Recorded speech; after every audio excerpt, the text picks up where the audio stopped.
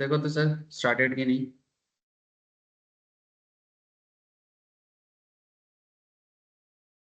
Start हुआ है। Hello. Online में मैसेज जाएगा। कंफर्म करो सर थोड़ा। बस ऐसे से ऐसे ऐसे। हाँ। स्क्रीन शेयर यहाँ पे ऐसे। अच्छा स्क्रीन शेयर में करता हूँ। स्क्रीन शेयर में करता हूँ। अच्छा देखो। तो सबसे पहले good morning again to all of you. एक प्रसेंजित दा और चलो स्टार्ट करते हैं। अच्छा तो बेसिकली देखो स्टॉक मार्केट में ना हम लोग एकदम रिफ्रेश करके बेसिक से स्टार्ट कर रहे हैं। मैंने ऑलरेडी मैं लास्ट एक हफ्ता से बेसिक्स में ही बात कर रहा हूँ। लेकिन आज एकदम ऑर्गेनाइज तरीके से बेसिक्स का जो पॉइंट्स से स्टार्ट करना चाहिए आज मैं वहां से स्टार्ट करूंगा। इससे पहले मैं बस इतना बता रहा था आप लोगों को, जैसे कल मैं कोई टॉपिक नहीं पढ़ाया था। कल जस्ट मैंने मार्केट का एनालिसिस दिया था और कल का मार्केट एनालिसिस ताबड़तोड़ निकला है सर। मैंने ठीक जैसा हम लोगों ने सोचा था मार्केट एग्जैक्टली वैसा ही बिहेव कर लिया। तो कहीं ना कहीं it's a very good thing. कल मार्केट 24,300 बोला गया था कि ताई तो पप्पू ক্লাসে ডিসকাশন করলাম 24,300 কিন্তু 300 যাবে না সেটাও বলেছিলাম। এ লাস্টে 24,200 পর্যন্ত গেল কিন্তু। আর লাস্ট স্যার মিনিটে আজকেও মার্কেটে অ্যানালাইসিস তাবড়তোড় ছিল স্যার, আজকেও ভালো আছে স্যার, আজকে 24,800 চলে যেতে পারে। হ্যাঁ চলে যাবে আজকে যদি মার্কেট নিচে নামে মার্কেট আবার বাড়বে। इसमें कोई डाउट नहीं है। अगर मार्केट 23,900 के आसपास आता है अनदर बाइंग है सर। अपॉर्चुनिटी मिस मत करना। हाँ लेकिन बाकी देख लेना एंट्री पॉइंट जो भी चीजें देखना होता है सभी चीजें चेक कर लेना। ठीक है। मतलब एनालिसिस तो मेरा वही जा रहा है। और कल लास्ट मिनट में सबसे इंटरेस्टिंग चीज हुआ, मैं बोला था कि 900 तक आएगा तो वापस भागेगा। वही हुआ।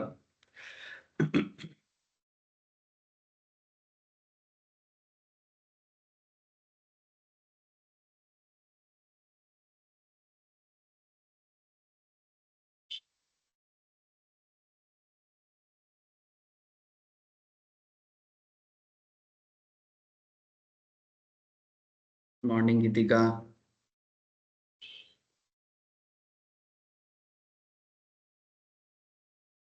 अच्छा तो बेसिकली बेसिक्स में क्या पढ़ूंगा उससे पहले ना थोड़ा सा रेगुलर मार्केट लाइव दर्शन कर लो। आप लोग ऑलरेडी कर लिए हो। मेरा ही थोड़ा लेट है आज। बट चलो देखते हैं लेट में। लेट है पर कोई बात नहीं। आई थिंक अच्छा सिचुएशंस मिलने वाला है। कल मार्केट के बारे में जैसा हम लोगों ने कल डिस्कस किया था। ये ऑनलाइन में स्क्रीन शेयर है प्लीज मुझे एक बार बताओ। हाँ सर। আচ্ছা স্ক্রিন শেয়ার আছে। ओके। देखो कल FII दिया है। कल FII का एंट्री हुआ है। अरे वाह देखा है सर इसलिए मार्केट इतना भागा है। Look at this sir. कल FII DII दोनों ने बाई किया है। दोनों बाई किया। कल अप्रोक्स 2,500 करोड़ के आसपास का बाइंग रहा है। अप्रोक्स 2,500 करोड़ के आसपास का बाइंग रहा है FII का। DII तो लगातार बाई कर ही रहा है। रेयरली सेल करता है DII। बट FII भी अप्रोक्स 2,000 2,500 करोड़ के आसपास का बाइंग है। तो यही एक अच्छा मैंने पॉजिटिविटी था कल का कि इंडियन मार्केट में 1,500 करोड़ का 2,000 करोड़ नहीं 1,500 1,506 करोड़ का FII का बाई रहा है। DII का बाई रहा है 22 करोड़ का। ठीक है तो कुल मिला के मार्केट इसीलिए 1,500 करोड़ का FII बहुत दिन से बाई नहीं था सर बहुत दिन से। आप देख सकते हो तो यही एक सिचुएशन है कि इंडियन मार्केट के प्रति FII ने वापस से इंटरेस्ट दिखाया। जो हम लोग बहुत दिन से वेट कर रहे थे फिर से वो दिन कब आएगा। लेकिन आप लोग याद करो जनवरी दिसंबर के एंड पे 25 दिसंबर का क्लास याद करो सर। जब मेरा थोड़ा लंबा छुट्टी के बाद जब मैंने वापस से क्लास स्टार्ट किया तो उसमें मैं 25 दिसंबर वाला क्लास या उससे पहले वाला दिन का क्लास में मैं बोला था कि जनवरी के बाद सिचुएशंस चेंज होने वाला है।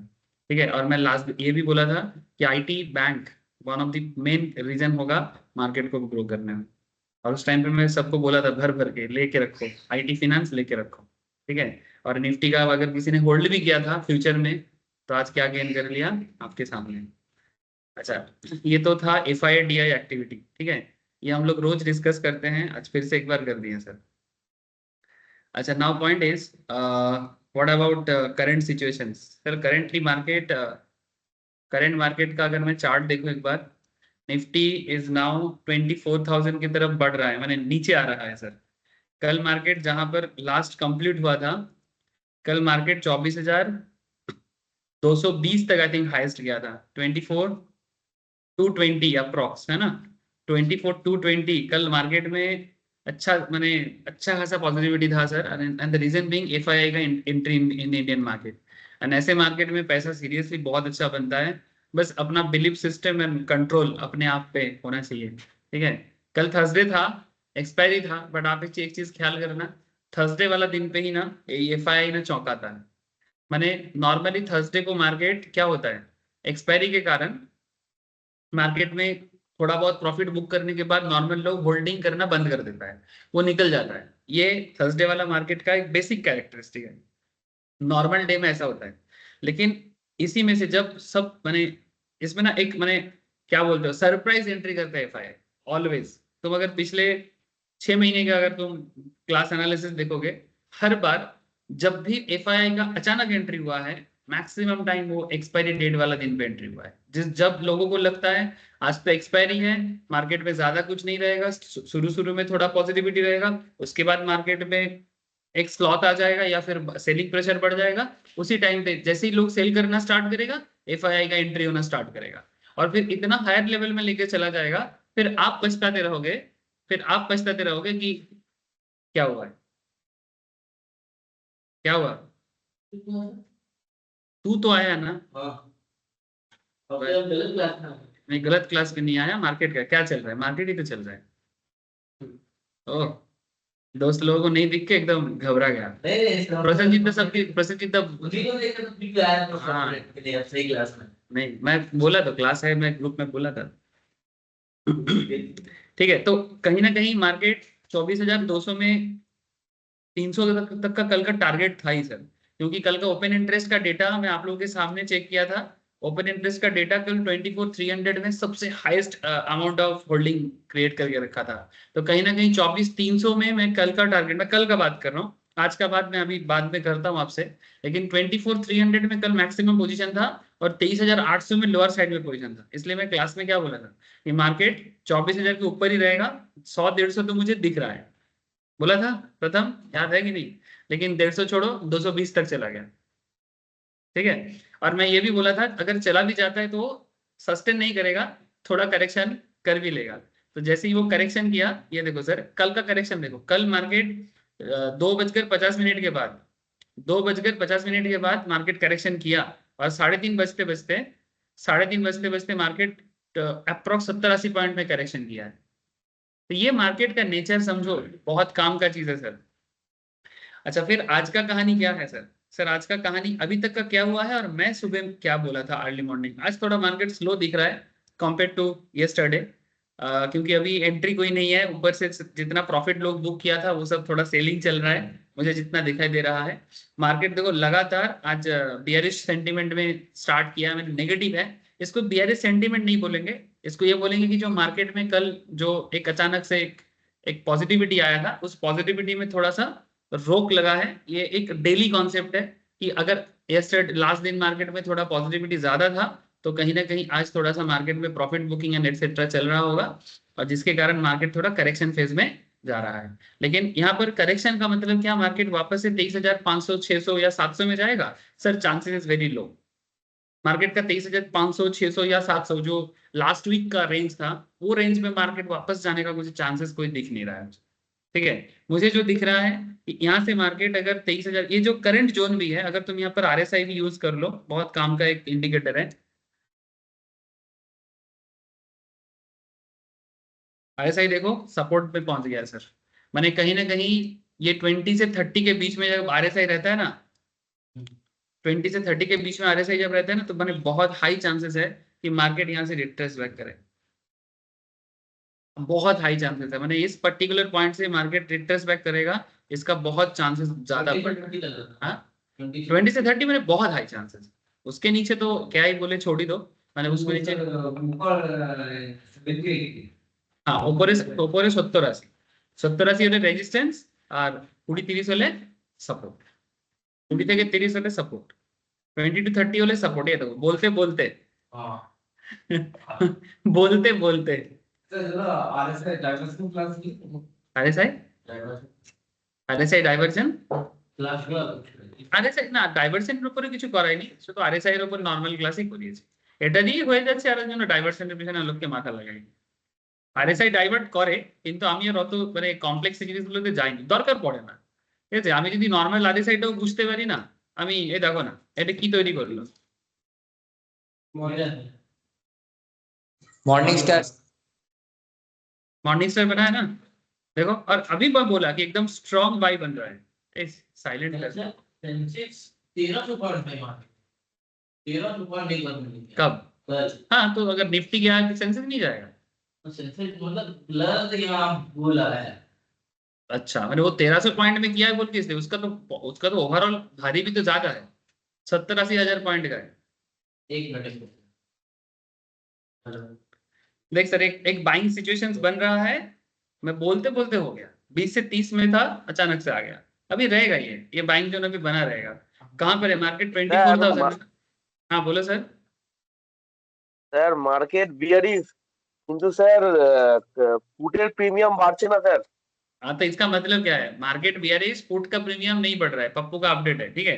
तो इसका मतलब क्या है कि अगर पुट का प्रीमियम नहीं बढ़ रहा है, मार्केट बियरिश है, माने करंट सिचुएशन में मार्केट बियरिश है, पुट का प्रीमियम में ग्रोथ नहीं है, दैट मींस मैक्सिमम पोजीशन अभी कॉल साइड में ऑलरेडी पैसा माने बाइंग जोन सिचुएशन चालू हो चुका है। इसका इंपैक्ट देखते देखते थोड़ा टाइम लगेगा, अभी अगला 5-10 मिनट में तुम देखोगे मार्केट वापस से 24,100-150 तक आसपास में आ गया।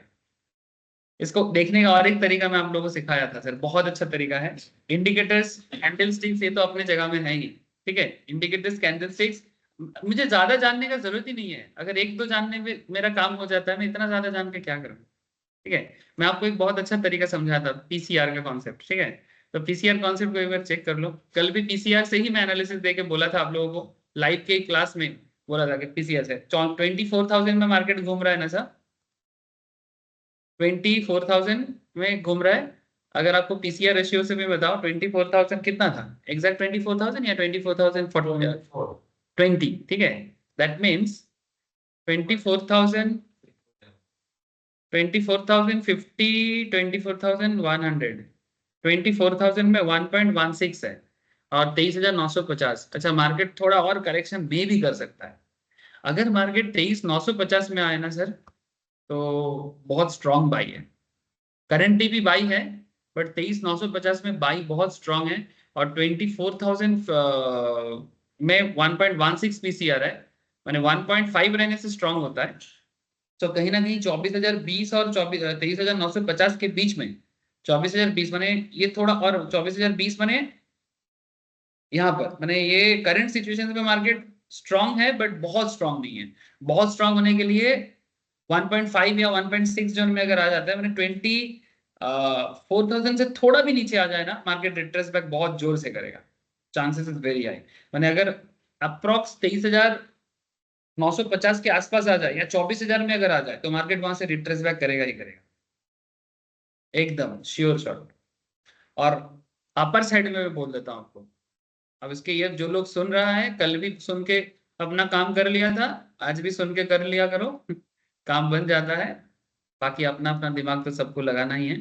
और मार्केट अगर अपर लेवल में 24,100 तक पहुंचता है करंट सिचुएशंस में, 24,100 तक जाने के बाद वो एक बार करेक्शन करेगा, क्योंकि 0.5 का पीसीआर हमें यही चीज करेंटली दर्शाता है।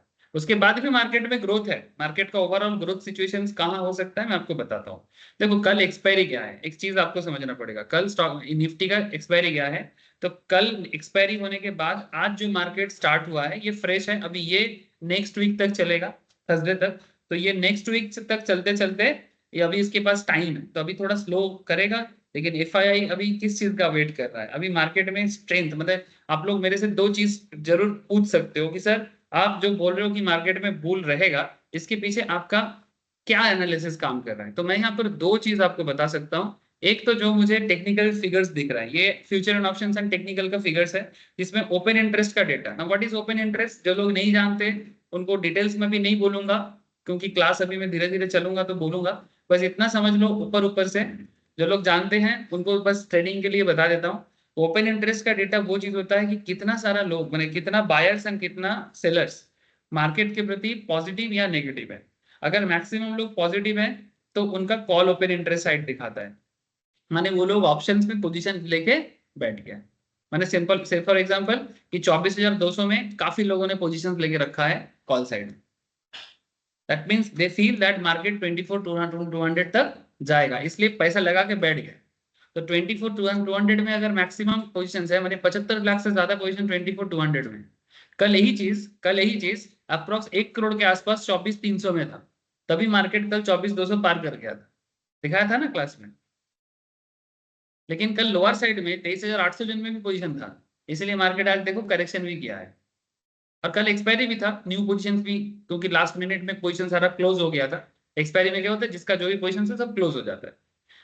तो आज का सिचुएशन देखो, मैक्सिमम पुट साइड पोजीशंस, माने मार्केट थोड़ा लोअर साइड में आएगा। मैक्सिमम पोजीशंस अगर पुट साइड में, मतलब रेट जो दिख रहा है मैक्सिमम पोजीशंस पुट में है, माने मैक्सिमम जितना मैक्सिमम लोगों को लगता है अप्रोक्स 60-70 लाख पोजीशंस ऐसा है जो 24,000 में मार्केट को होल्ड करके रखा है। दैट मीन्स माने मार्केट करेंटली 24 से 24,200 के बीच में घूमेगा, ये तो तय है, ये तो तय है सर। हाँ, थोड़ा बहुत खींचेगा तो 23,900 या 950 अगर थोड़ा ड्रैग करता है, लेकिन उससे नीचे जाने का चांसेस नहीं है। और अगर मार्केट में हार्डल क्या है, 24,300 या 400 हार्डल का काम करेगा, माने अगर इसमें ये हार्डल पार करेगा, माने 24,500 में अप्रोक्स 60 लाख के आसपास का पोजीशन है। 24,500 जो काफी लंबा दूर है, काफी दूर में बैठा है 24,500। लेकिन there is interesting point sir, अगर मार्केट 24,200 तक आ जाता है, इसके बाद 500 जाना इतना आसान नहीं है, क्योंकि 300 पॉइंट का मूव बहुत मुश्किल का मूव है। लेकिन ये मूव एक ही कॉन्सेप्ट से पार हो सकता है, दैट इज एफआईआई का अनदर एंट्री। ठीक है, तो एफआईआई का अनदर एंट्री अगर 24,200 के बाद, मैंने नॉर्मल 24,200 तो सर हम लोग लेके चले जाएंगे, मैंने नॉर्मल जो मार्केट में रिटेलर हम आप जैसे लोग हैं ना, और डीआईआई मैंने हमारा जो देश का म्यूचुअल फंड्स वाले हैं ना, यही लोग 24,200 में लेके जा चला जाएगा। अब आप बोलोगे सर क्यों लेके जाएगा, पहला बात है 24,200 तक क्यों लेके जाएगा। हम हमेशा बैकग्राउंड में बात करना ज्यादा पसंद करते हैं कंपेयर टू कैंडल क्या बनेगा नहीं बनेगा, क्या बन रहा है वो तो बन जाएगा, हमें पता होना चाहिए कि क्यों बनेगा। ठीक है सर, एक्चुअली मैं आपको कल भी बोला था हमारा नेक्स्ट क्वार्टर का रिजल्ट आने वाला है। क्वार्टर रिजल्ट, हाँ ये नेक्स्ट वीक से सभी रिजल्ट्स आएगा। मैंने अभी तो जनवरी का फर्स्ट वीक है, अभी नहीं आएगा। जनवरी के सेकेंड वीक ऑनवर्ड्स एक एक करके मैक्सिमम कंपनीज अपना रिजल्ट आउट करेगा। इसको क्वार्टर रिजल्ट्स बोलते हैं। क्या बोलते हैं इसको? Quarter results. जो लोग फाइनेंस बैकग्राउंड से हो they know that very well, but जो लोग फाइनेंस बैकग्राउंड से नहीं हो उनको मैं बता दूं कि ये हर हमारे देश में टोटल मैंने कोई भी कंट्री में 4 क्वार्टर होता है। कितना क्वार्टर होता है? 4। अप्रैल से चालू होता है और मार्च में खत्म होता है नेक्स्ट ईयर।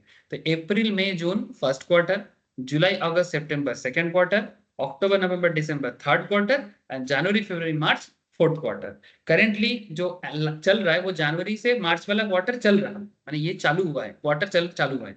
इसका डिसीजन आएगा अप्रैल मई में, माने 2025 के अप्रैल के बाद आएगा। और अभी जो रिजल्ट आएगा वो है अक्टूबर नवंबर दिसंबर का, जो ऑलरेडी हो चुका है। अब जनवरी के सेकेंड वीक ऑनवर्ड सभी रिजल्ट्स आएगा। तो expectation is very high. Actually क्या हुआ था, अक्टूबर नवंबर दिसंबर मार्केट धीरे धीरे डाउन गया था। इसके पीछे रीजन क्या था? एक तो इंटरनेशनल रीजन था। अगर तुम अक्टूबर नवंबर दिसंबर में निफ्टी को देखोगे, स्पेशली दिसंबर में,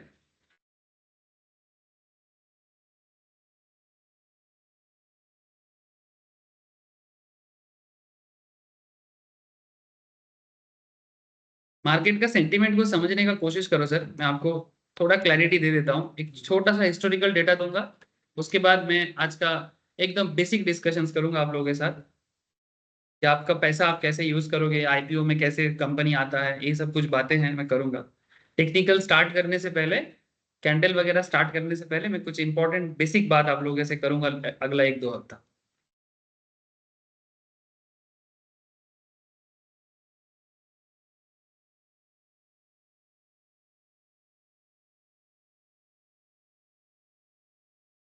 देखो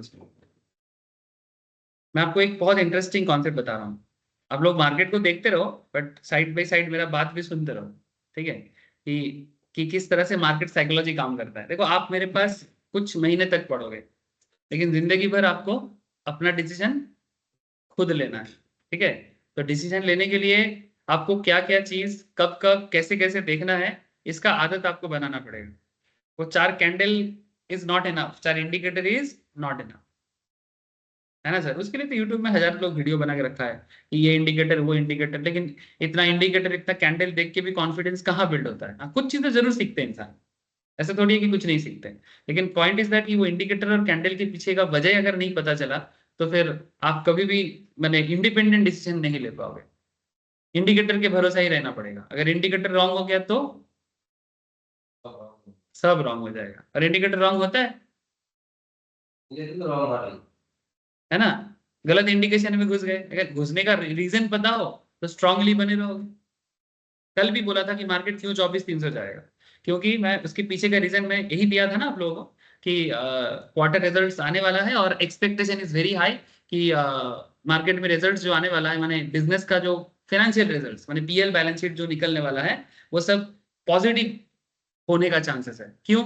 2-3 चीजें हैं इसके पीछे। मैं इसके लिए आपको ज्यादा नहीं आवरली चार्ट ओपन कर लेता हूँ और थोड़ा पीछे का चीजें दिखाता हूँ। देखो मैं थोड़ा कॉन्सेंट्रेट कर दिया, ठीक है। आप जस्ट देखो, आप जस्ट एक छोटा सा चीज देखो, मैंने थोड़ा हिस्टोरिकल जर्नी देखना पड़ता है। टेक्निकल एनालिसिस का एक बहुत इंपॉर्टेंट कॉन्सेप्ट है कि history tends to repeat itself. ये टेक्निकल एनालिसिस का एक असम्पशन है कि इतिहास अपने आप को बार बार दोहराता है और रीजन भी उसके पीछे सेम काम करता है, ठीक है। जैसे नॉर्मल हमारे समाज व्यवस्था में भी होता है वैसा मार्केट के साथ भी होता है। ये देखो ये नवंबर है, देख पा रहे सर, नवंबर टू दिसंबर। आप एक चीज देखो, नवंबर में धीरे धीरे मार्केट नीचे आया था, दिसंबर में भी मार्केट ओवरऑल नीचे आया। अब इसके पीछे एक तो ग्लोबल रीजन भी काम किया था, ग्लोबल रीजन भी काम किया था। मार्केट 23,200-300 तक पहुंचने में मार्केट को शर्म नहीं आया, ठीक है। लेकिन उससे पहले मार्केट, अगर तुम अक्टूबर में या सितंबर में देखो, देखो मार्केट कहाँ चला गया था, देख पा रहे हो? लुक एट दी पीक, 26,400 तक चला गया था सर। तो 26,400 जाने के बाद मार्केट 23,400 या 23,200 तक क्यों पहुंचा था? इसके पीछे डोमेस्टिक रीजन क्या था? इसके पीछे डोमेस्टिक रीजन था, ध्यान से सुनना बात को, ये सब बात लिखने का चीज नहीं है, लिख सकते हो लेकिन लिखने के साथ साथ दिमाग में भरो। डोमेस्टिक रीजन ये था कि हमारे देश में जो डोमेस्टिक, जो हमारे देश का कंपनी है, मैक्सिमम कंपनी का परफॉर्मेंस, मैक्सिमम कंपनी, तो ऐसा नहीं कि कोई भी कंपनी का परफॉर्मेंस अच्छा नहीं है, बट मैक्सिमम कंपनी, जैसे निफ्टी 50 रिलेटेड अगर मैं बात करूं तो Nifty 50 related company, bank Nifty का बात करूं तो बैंक निफ्टी रिलेटेड कंपनी, मैंने बैंकिंग बिजनेस, मैक्सिमम कंपनी का परफॉर्मेंस खराब निकला था। कौन सा क्वार्टर का खराब निकला था? जुलाई, अगस्त, सितंबर। जिसका डेटा आया था अक्टूबर ऑनवर्ड्स, जिसका इंपैक्ट मार्केट में डोमेस्टिक रीजंस में लगातार नीचे आया था कि डोमेस्टिक स्ट्रेंथ नहीं था, डोमेस्टिक स्ट्रेंथ मिसिंग था। जुलाई अगस्त सितंबर में इंडिया का ओवरऑल बिजनेस ग्रोथ अच्छा नहीं हुआ। इंडिया में इन्फ्लेशन भी हाई था, मैं आप लोगों को ग्रुप में भी पोस्ट किया था और काफी सारे लोग ग्रुप में चर्चा भी किया था। Inflation is so high, 6 point, पहले 4.5% का इन्फ्लेशन था, वो इन्फ्लेशन बढ़ के 6.5% हो गया, मैंने महंगाई बढ़ गया है। इवन उसके लिए आरबीआई भी, आरबीआई का जो मीटिंग बार बार बैठा है रेपो रेट के बारे में, हम लोग बार बार सोच रहे थे आरबीआई रेपो काट करेगा, रेट काट करेगा, लेकिन नहीं कर पाया। क्यों? क्योंकि महंगाई बढ़ा हुआ है। तो महंगाई बढ़ा हुआ क्यों है? डिमांड सप्लाई सिचुएशंस मैनेजेबल हुआ नहीं है, प्रोडक्शन लेवल अच्छा नहीं हुआ। अगर प्रोडक्शन अच्छा होगा तो ऑटोमेटिकली महंगाई कम हो जाता है। समझ रहे हो? इसका मतलब डोमेस्टिक बिजनेस थोड़ा सा कंसर्निंग सिचुएशंस में। ये कब था? जुलाई अगस्त सितंबर वाला, सॉरी अप्रैल में जून, जुलाई अगस्त सितंबर। लेकिन कहानी में ट्विस्ट क्या आया कि एक्सपेक्टेशंस ये है कि अक्टूबर नवंबर दिसंबर, ये जो फेस्टिव टाइम है, इस टाइम पीरियड में बिजनेस अच्छा हुआ है, जिसके कारण अब देखो ये पूरा चीज ना एक्सपेक्टेशन से चल रहा है। आप पॉइंट भी नोटेड सर, मार्केट कैसे 26,400 से मार्केट किस तरह से 23,200 में आया है या 23,400 में, 300 में आया है, ये आपने देखा। उसके बाद आप देखो कि मार्केट में धीरे धीरे ग्रोथ क्यों हुआ, इसके पीछे ट्रम्प का इलेक्शन एंड एटसेट्रा कुछ काम किया, ठीक है। लेकिन फिर भी मार्केट में वो स्ट्रेंथ नहीं था, जिसके कारण मार्केट 23,400-500 के रेंज में ही ओवरऑल घूम रहा था, इवन लास्ट कुछ हफ्ते से भी। लेकिन अब पॉइंट इज दैट सर, ये जो कल का छलांग मारा, ये डेली कुछ ना कुछ रीजन के कारण ही इसमें चेंजेस होता है। ये जो यस्टरडे, जो जनवरी के 2 तारीख में जो मार्केट में एक ग्रोथ देखने को मिला, इवन जनवरी 1 में भी मार्केट में एक पॉजिटिविटी था, इसके पीछे का रीजन सर वही मैं बार बार बोल रहा हूँ कि डोमेस्टिक जो रिजल्ट आने वाला है उसमें एक्सपेक्टेशंस है कि मैक्सिमम कंपनी का रिजल्ट अच्छा आने वाला है। निफ्टी का अपना कोई औकात नहीं है, निफ्टी रिलेटेड जो बिजनेस है, जो निफ्टी के अंदर 50 कंपनी है, उनका बिजनेस अच्छा होगा तो निफ्टी का ग्रोथ होगा। और इसी एक्सपेक्टेशंस के साथ अगर हमारा लोकल बिजनेस माने हमारे इंडियन बिजनेस का अगर नंबर्स अच्छा रहेगा, नंबर्स अच्छा माने प्रॉफिट सिस्टम अच्छा रहेगा, बैलेंस शीट बूस्ट करेगा, तो फॉरेन इन्वेस्टर्स भी हमारे बिजनेस पे पैसा लगाने के लिए आएंगे। अगर हमारा बिजनेस का रिजल्ट अच्छा नहीं रहेगा तो वो लोग भी थोड़ा पैसा लगाने के लिए पीछे हटेगा। तो कहीं ना कहीं ये डोमेस्टिक बिजनेस, ये बीच में एक बार ये जो छलांग मारा था महाराष्ट्र में बीजेपी इलेक्शंस, उस दिन भी मार्केट 24,400 तक गया था उस टाइम पे, क्योंकि मार्केट चाहता है, इंटरनेशनल मार्केट चाहता है कि इंडिया में बीजेपी स्ट्रांग रहे, बिकॉज बीजेपी के करेंट लीडरशिप में Indian business scenario global area में काफी अच्छा परफॉर्म कर रहा है। इसलिए जब जब बीजेपी कहीं हारता है मार्केट इस चीज को नेगेटिवली लेता है, जब जब बीजेपी जीतता है और स्ट्रांगली जीतता है तो मार्केट पकड़ पाना माने स्काई रॉकेटिंग होता है। ये भी परसेप्शन मार्केट में चल रहा है, दिमाग में रखिएगा, समझे। इसलिए जब 2024 के जून जुलाई में जब मोदी जी का इलेक्शन का रिजल्ट आया था, मोदी जी को सीट कम मिला तो मार्केट गिर गया था। लेकिन महाराष्ट्र इलेक्शंस में बीजेपी स्ट्रांगली आया, ठीक है। इवन शिवसेना जो इनका पार्टी था, दाढ़ी वाला, क्या नाम है उनका, शिवसेना का कौन थे ना, ठाकरे जी का ही है, लेकिन अभी करंटली सीएम कौन था उसका, अरे नहीं नहीं यार, एकनाथ शिंदे। एकनाथ शिंदे, शिंदे। तो शिंदे का पार्टी लास्ट ईयर अच्छा किया था, पिछले शिंदे शिंदे सीएम बना था, इस बार फडणवीस बन गया, है ना। तो कहीं ना कहीं बीजेपी का स्ट्रांग आना, ठीक है, ये मार्केट के लिए बहुत अच्छा बात था। तो ये बीच बीच में रीजन आपको पता करना पड़ेगा। अभी जो रीजन आ रहा है मार्केट में स्ट्रांग स्ट्रांग का मैं बात जो कर रहा हूँ, इस रीजन के पीछे क्वार्टर रिजल्ट्स जो डिक्लेयर होने वाला है, एक्सपेक्टेशंस हाई है, क्योंकि सिंपल बात है इसके पीछे, अक्टूबर नवंबर दिसंबर इंडिया का फेस्टिव टाइम है, और फेस्टिव टाइम पे इंडिया में बिजनेस अच्छा होता है, ठीक है।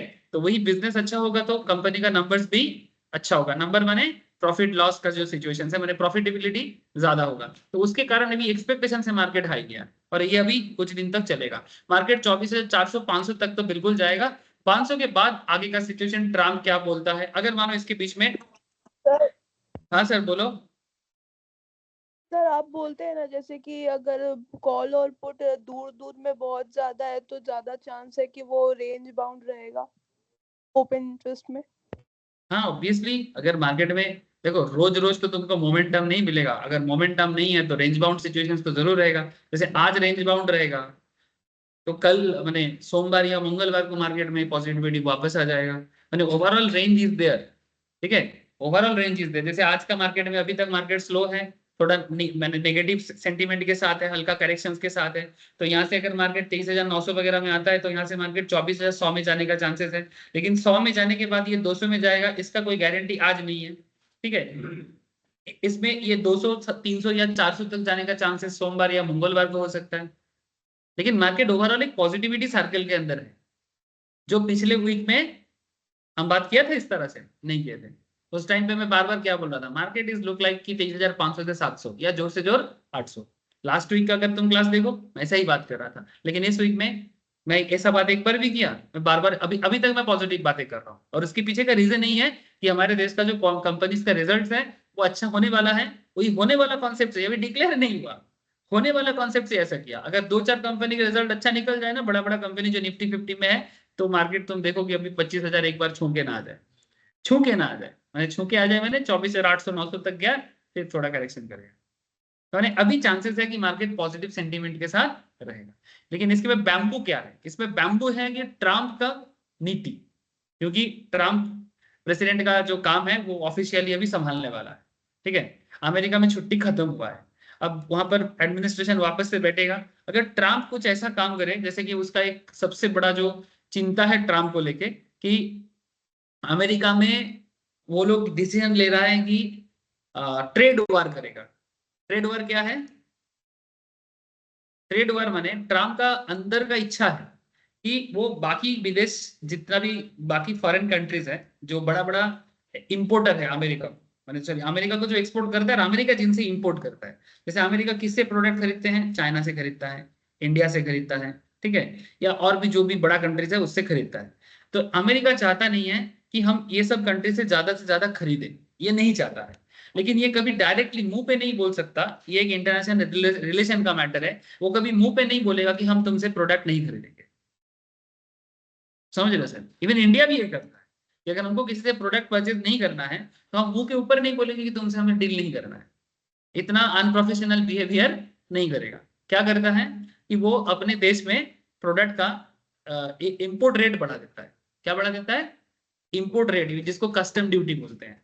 कस्टम ड्यूटी बढ़ा देगा। मानो कोई चीज में पहले ड्यूटी था ही नहीं अमेरिका में, अब मानो एक चीज इंडिया से अमेरिका को जाता है, एग्जाम्पल के रूप में उसका दाम है 1000 टका, ठीक है, लेकिन अमेरिका में जब वो पहुंचता है तो उसमें अमेरिका मानो 30% या 40% ड्यूटी लगाता है, ठीक है, तो 1000 का चीज का दाम 400 टका में बढ़ जाएगा, ठीक है। अब अमेरिका मानो इस 40% वाला जो चीज था उसमें और 40% बढ़ा दिया, या फिर 100% ड्यूटी बढ़ा देता है कभी कभी, मैंने 1000 का चीज अमेरिका में जब पहुंचेगा 2000 हो जाएगा। तो ऐसा करने से अमेरिका में इंडियन प्रोडक्ट या चाइनीज प्रोडक्ट या जो भी फॉरेन प्रोडक्ट्स अमेरिका में आता था, वो उसका जो बिजनेसमैन जो परचेस करता था वो लोग क्या करेगा? परचेस कम कर देगा। तो ऐसा करने से जो भी कंट्री अमेरिका के ऊपर बेस करके अपना बहुत अच्छा इंपोर्ट एक्सपोर्ट का काम करता है, उनका बिजनेस डाउनफॉल होगा। और इंडिया बहुत बड़ा एक काम अमेरिका के साथ करता है, इंडिया का बहुत बड़ा एक्सपोर्ट पार्टनर है अमेरिका, और इंडिया के साथ अमेरिका का बड़ा डील चलता है ऑलवेज। अगर इसमें डाउनफॉल आएगा तो इंडियन डोमेस्टिक इंडस्ट्री को हिट होगा, क्योंकि हमारा प्रोडक्ट ही तो जाता है उधर। ये एक चिंता है। क्या है ये? चिंता। हमेशा positivity negativity hand to hand चलता है। कब कौन सा चीज क्या करें, अब ट्रम्प चाचू का पता नहीं वो कब क्या डिसीजन ले। ऐसे तो बार बार मागा मागा कर रहा है ना, मेक अमेरिका ग्रेट अगेन, उसके लिए उसको अमेरिका का डोमेस्टिक प्रोडक्शन को इंक्रीज करना है, लेकिन बोलना और करने में फर्क होता है। जैसे मोदी जी भी मेक इन इंडिया चिल्ला रहा है, तो क्या चाइनीज प्रोडक्ट बंद हो गया? पॉइंट टू बी नोटेड, यही कॉन्सेप्ट है। मोदी जी आज 10 साल से चिल्ला रहे हैं कि make in India, make in India, कुछ काम उन्होंने किया? एक दिन में सब बंद नहीं ना हो सकता। हाँ, एक दिन में सब बंद नहीं सकता। नहीं हो सकता, लेकिन वही तो चीज मैं बोल रहा हूं तुम्हें कि जो बात हम इंडिया के पर्सपेक्टिव से बोल रहे हैं, वही पर्सपेक्टिव तुम अमेरिका के बारे में भी चिंता करो। या अमेरिका भी अगर मेक अमेरिका ग्रेट अगेन बोल रहा है, जैसे मोदी जी का नारा क्या था, मेक इन इंडिया, वो एक लायन का इमेज आता था जिसमें सारा चीज इंडिया में बनेगा। उसका एक नारा था 2014 के आसपास बोला था, 17 के आसपास, कि लोकल को फोकल बना के ग्लोबल करना है। लोकल को फोकल बना के ग्लोबल करना है, ये नारा था मोदी जी का। लोकल को फोकल माने जिसको हम कंसंट्रेट करते हैं।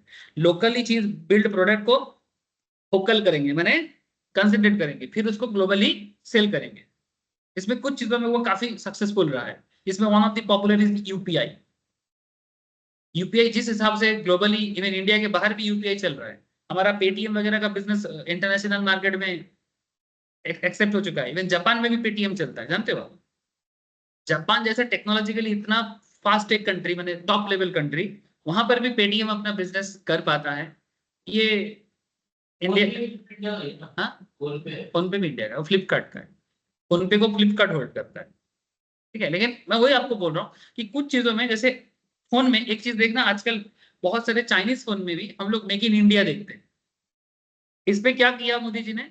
मोदी जी बोला ठीक है, परसेप्शन चेंज करना है। टेक्नोलॉजी हमारे पास है नहीं, लेकिन हम पहले क्या करते थे, पूरा का पूरा फोन को ही विदेश से खरीद के लाते थे। अब क्या कर रहे हैं, बोलते हैं कि नहीं, प्लांट इधर बनाओ। सपोज साउमी या खाओमी, जो भी फोन हम लोग यूज करते हैं, रियलमी एटसेट्रा, ठीक है, IQ, ठीक है, तो पॉपुलर आजकल का चाइनीज ब्रांड है। ये कंपनी पहले क्या करता था, हम लोग वहां से पूरा रेडीमेड की चीज ही इंडिया में लेके आते थे, लेकिन अभी नहीं है ऐसा। अगर इंडिया में फोन बेचना है, आपको इंडिया में प्लांट लगाना, फिर उसको पार्ट्स को तो अपने कंट्री से लेके आओ, हमारे लोकल इंजीनियर से असेंबल करो।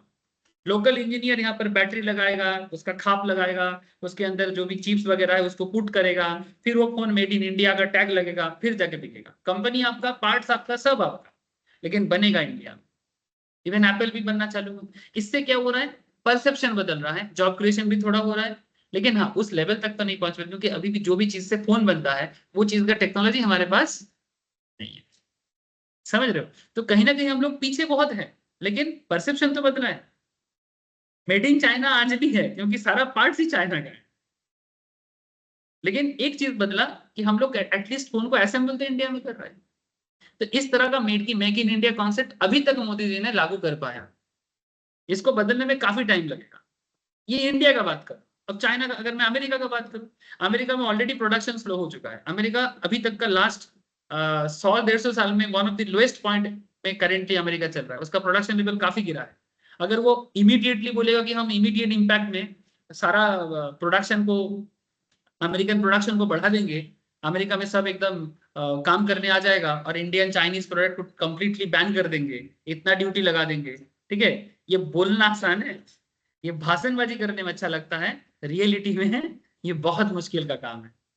समझ रहे हो? हाँ, एक चीज अमेरिका के लिए एडवांटेज क्या है ना, इंडिया जो नहीं कर पाता, इंडिया का पॉपुलेशन 140 करोड़ से भी ज्यादा है, अमेरिका का पॉपुलेशन 35 करोड़ 40 करोड़ का है, यानी हमारा यूपी और बंगाल को मिक्स कर दो तो अमेरिका का पॉपुलेशन बन जाता है। यूपी बिहार बांग्ला, बस खत्म अमेरिका। यूपी बिहार बांग्ला मिला के 40 करोड़ ही होगा, यूपी का 22, बिहार का 11-12 और बंगाल का 10, हो गया इतना पॉपुलेशन से। और अमेरिका का साइज इंडिया से 2 गुना बड़ा है, साइज में 2 गुना बड़ा है। तो ये उनके लिए एक चिंता, माने एक सुविधा भी है कि पॉपुलेशन कम होने से क्या है, कंट्रोल अच्छा से कर सकते हैं। लेकिन क्या है ना, वहाँ का यूथ जो है वो इतना पैसा वाला है, वहाँ का यूथ काम करने के लिए रेडी नहीं है। जैसे हमारे यहाँ पर यूथ को कुछ भी बोलो, जैसे आईटी कंपनी इतना क्यों चलता है इंडिया में, ये जो टीसीएस, इन्फोसिस, विप्रो, इनका बिजनेस अमेरिका से चलता है, क्यों चलता है? क्योंकि एक उसी बंदे को अगर इंडिया में काम देना है, अमेरिका में काम देना है, तो एक बंदा कम से कम 3 लाख टका सैलरी का लेगा। वही चीज हम इंडिया में 10 बंदा रख लेगा, मैंने इंडियन यूथ को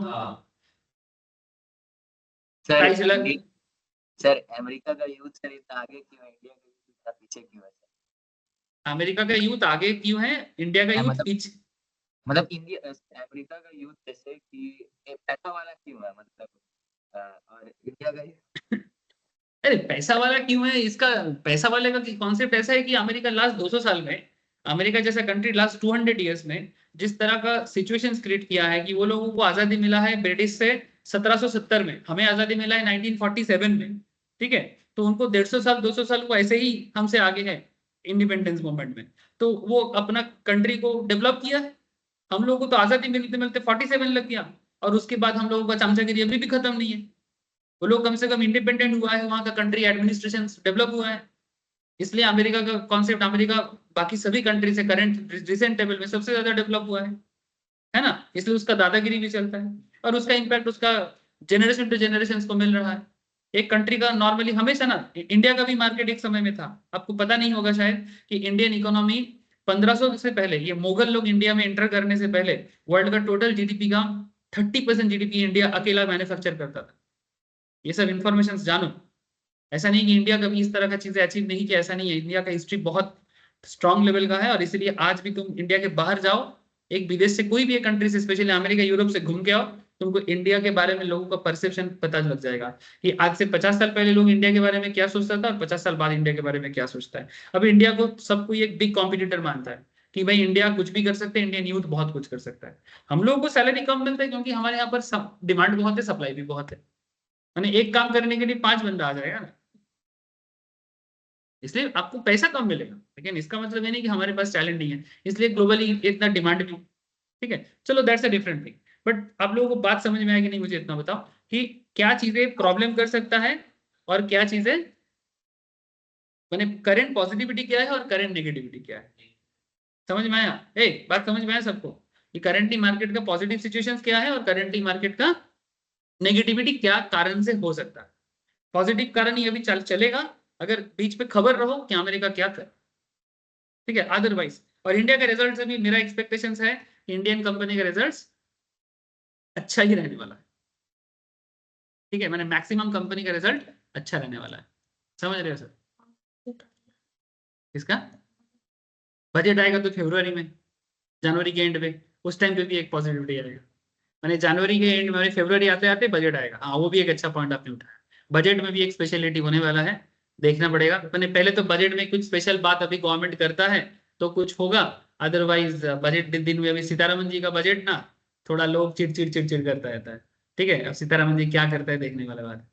मैं तो सुन रहा था एसटीटी हटा देगा स्टॉक मार्केट से, ऐसा खबर भी है, एसटीटी हटा देगा ये जो हम लोग कि किसी का मतलब जिसका एनुअल इनकम 15 लाख है उसका मतलब टैक्स नहीं लगेगा, ऐसा भी बोल रहा है। हाँ। बहुत कुछ अच्छा चीजें बोल रहा है, बढ़ा दिया 7-10 में कुछ, हाँ वो तो लास्ट ईयर किया था, वो लास्ट ईयर हाँ, किया था। अब इस बार और कुछ धमाका कर सकता है, न्यू टैक्स बिल अभी भी आया है। मतलब अभी कुछ ऐसा अनाउंस नहीं किया था। अनाउंस नहीं किया। अगर ये सब अनाउंस कर देगा जो बेनिफिट देगा पब्लिक को, तो स्टॉक मार्केट में भी उसका बहुत पॉजिटिव इम्पैक्ट आएगा।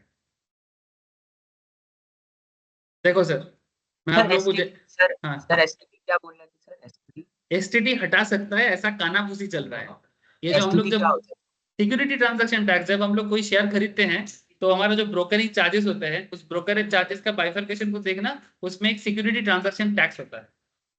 यही tax charge last year budget में बढ़ा दिया था। पहले 0.001 था, उसको बढ़ा के 0.1% कर दिया। ठीक है, तो वो आपके ब्रोकिंग चार्जेस में दिखता है। पहले अगर आपको 25 टका लगता था, उसके बाद वो 27 टका 28 टका दिखता है। ठीक है, ये एसटीटी हटाने का भी बात चल रहा है कि स्टॉक मार्केट से एसटीटी हटा दो। तो नया लगाएगा। ऐसे कानाफूसी है सर, नॉट श्योर। ये सभी क्या है ना, मीडिया न्यूज है, जब तक होता नहीं है तब तक बोलना मुश्किल। ब्रोकरेज चार्जेस থাকবে কিন্তু এসটিটি সরে গেলে হ্যাঁ, গভর্নমেন্ট সব দিক থেকে ব্রোকারেজ থেকে ট্যাক্স না, দেখো কিছু করার নেই। এত বড় দেশকে চালাতে গেলে এদের বহু জায়গা থেকে পয়সার দরকার। हाँ नहीं, बहुत मुश्किल हो जाएगा, ऐसे होता नहीं। जैसे देखो पेट्रोल डीजल का दाम, जब हम लोग का 100 के ऊपर पेट्रोल डीजल कितना दिन तक चला है? अभी रिसेंटली 100 के नीचे थोड़ा सा आया है। नहीं है यहाँ अभी कितना है? 105 और ममता दीदी नहीं कमा भैट। बाहर से झारखंड गए 97 में भरा है 96 ममता दीदी भैट नहीं कमाएगा तो क्या करेगा? ममता दीदी के ऊपर भैट डिपेंड करता है।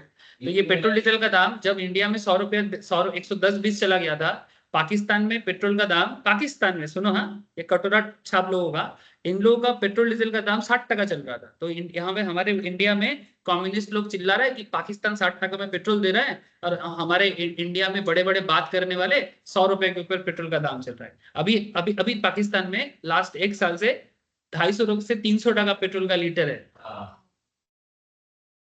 मैंने बेसिकली देखो, जरूरत के हिसाब से ना चीजों को रिजनेबल रखना बहुत जरूरी है। ये मैंने पब्लिक को सो कॉल्ड खुश करने वाला कॉन्सेप्ट से ना देश नहीं चलता है। पब्लिक को सिर्फ खुश करोगे तो पाकिस्तान और बांग्लादेश जैसा ही हाल होगा। इसलिए पब्लिक चिल्लाना बंद कर दिया। पहले प्याज का दाम ज्यादा होने से इंडियन पब्लिक चिल्लाता था, टमाटर का दाम महंगा होने से चिल्लाता। इंडियन पब्लिक समझ गया है भाई ये टमाटर प्याज से देश का कॉन्सेप्ट नहीं चलता है, ये बेसिक चीजें हैं। श्रीलंका का क्या हालत हुआ है? हाँ उठता है, बोला तो था उठेगा, तुम लोगों को बोला एंट्री लो, बोला नहीं स्ट्रॉन्ग बाई बोला।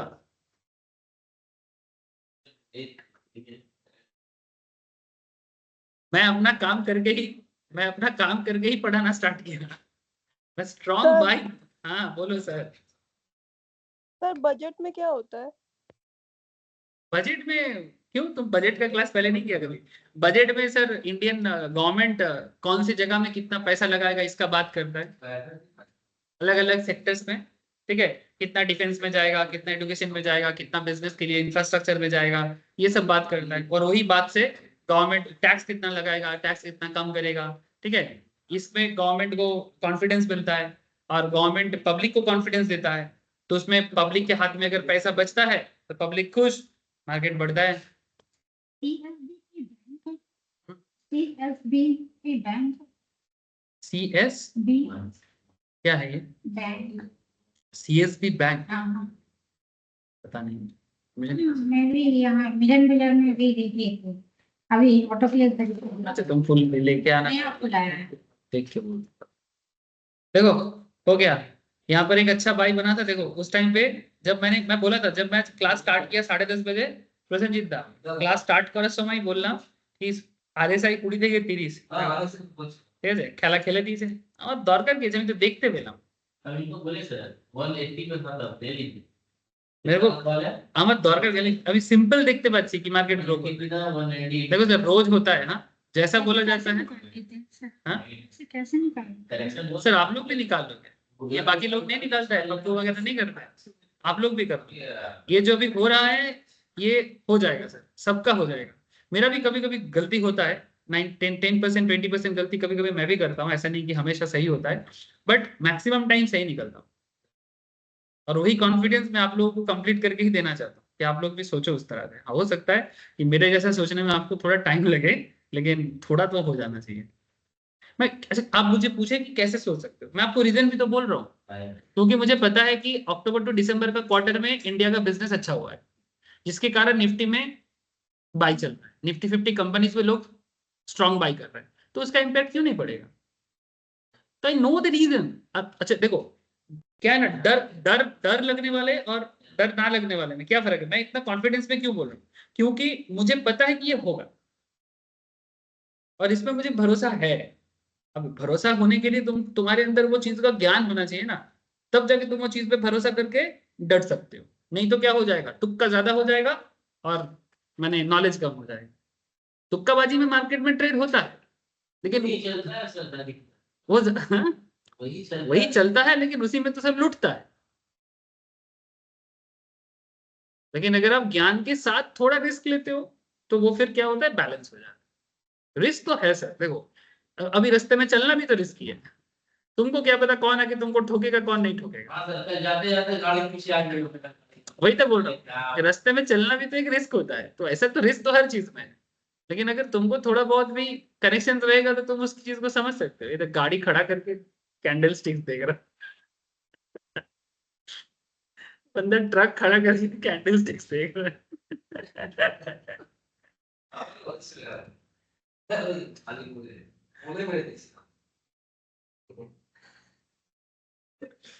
वही मैं बोला कि रिस्क इस चीज में नहीं है। देखो मैं बोला था ना 24,000 से मुझे पूरा स्ट्रॉन्ग सिचुएशन दिख रहा है। ऑलरेडी 80 पॉइंट का 60 पॉइंट का मूव तो देख ही दिया। अब 60 पॉइंट का मूवमेंट में आपने कितना कमा सकते हो, मैं आपको एग्जांपल दे देता हूँ। देखो मैं आते ही एनालिसिस दिया और आते ही मार्केट में कॉन्सेप्ट आया। आप 24,050 में भी अगर बाई किए हो, देखो ये अभी का एक्सपायरी, देखो कल एक्सपायरी खत्म हो गया, ठीक है। चुप रहो, कल एक्सपायरी खत्म हो गया 9 जन का। आज का नेक्स्ट एक्सपायरी क्या है, 9 जनवरी को है, ठीक है। 24,050 का कॉल ऑप्शंस आपको आप ले सकते थे, या फिर इससे नीचे वाला भी ऑप्शंस आप ले सकते थे। ये स्ट्राइक सिलेक्शंस है, इसके ऊपर मैं करेंटली बात नहीं करूंगा, ठीक है, क्योंकि वो थोड़ा इन डेप्थ डिस्कशन हो जाएगा। ये ऑप्शंस क्लास स्टार्ट होने दो, मैं बताऊंगा, ठीक है। तो 24,050 का अगर किसी ने ऑप्शंस परचेज करने के लिए सोचा था, तो जब इसका अभी देखो इसका प्रीमियम कितना चल रहा है, 171 टका। कितना क्वांटिटी मिनिमम लेना है आपको, 75। आप इसको चेंज नहीं कर सकते, इसको चेंज सिर्फ डबल कर सकते हो। मैंने नेक्स्ट खरीदोगे तो 75 का डबल 150 इंक्रीज हो सकता है, डिक्रीज नहीं हो सकता। मतलब तुम बोलोगे नहीं मैं इसका आधा लूंगा, दैट इज नॉट पॉसिबल। जिसके मन में ये बोका बोका क्वेश्चन भी हो रहा है, उसका भी जवाब मैं दे रहा हूँ। नहीं, लोग पूछते हैं, शुरू शुरू में लोगों के दिमाग में चलता है অনেকে জিজ্ঞেস করে যারা কিছু জানে না এরকম ঠিক আছে, অনেকে এর থেকে একটু কম নিতে পারি। तो ऐसा क्वेश्चन होता है, तो मैं कुछ माइंड नहीं करता। हो सकता है लोग कुछ नहीं जानते, पूछ रहे क्या है, इसलिए मैं ही बोल देता हूँ। मुझे पता चल गया ना कि लोग क्या पूछ सकते हैं। अच्छा तो 171 इसका करंट है, लेकिन कुछ देर पहले जब मार्केट 24,000 में था तब इसका रेट और कम था। अब मैं इसको दिखाता हूँ आपको 24,050। मैं इसका चार्ट ओपन कर लेता हूँ। देखो ठीक जिस पॉइंट पे मैं कितने बजे आप लोगों को बोला, अप्रोक्स 10:30 बजे, ठीक है। अब देखो 10:30 बजे मार्केट का सिचुएशन देखो आज का, इसको मैं मिनट में ले लेता हूँ।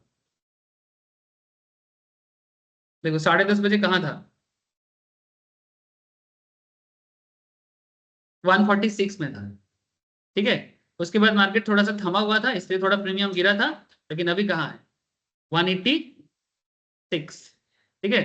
तो 146 से 186 जो गैप अभी तक का हुआ है, मैंने कितना 40 टका का गैप तो दिख रहा है सर, है ना। 40 into 75, this is your profit.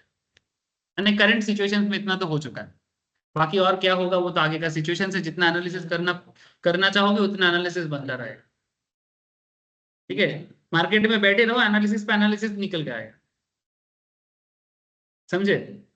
मैं एक चीज और बोल देता हूँ, अगर मार्केट 24,100 तक पहुंचता है, ठीक है, मार्केट 24,100 तक पहुंचता है, तो वहां से जाके मार्केट थोड़ा रिट्रेस बैक करेगा।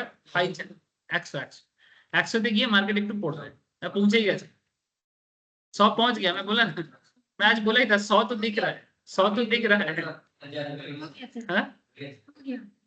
कमी नहीं चीज, चलो वेरी गुड। और वो ऑलरेडी 1000 कमा लिया।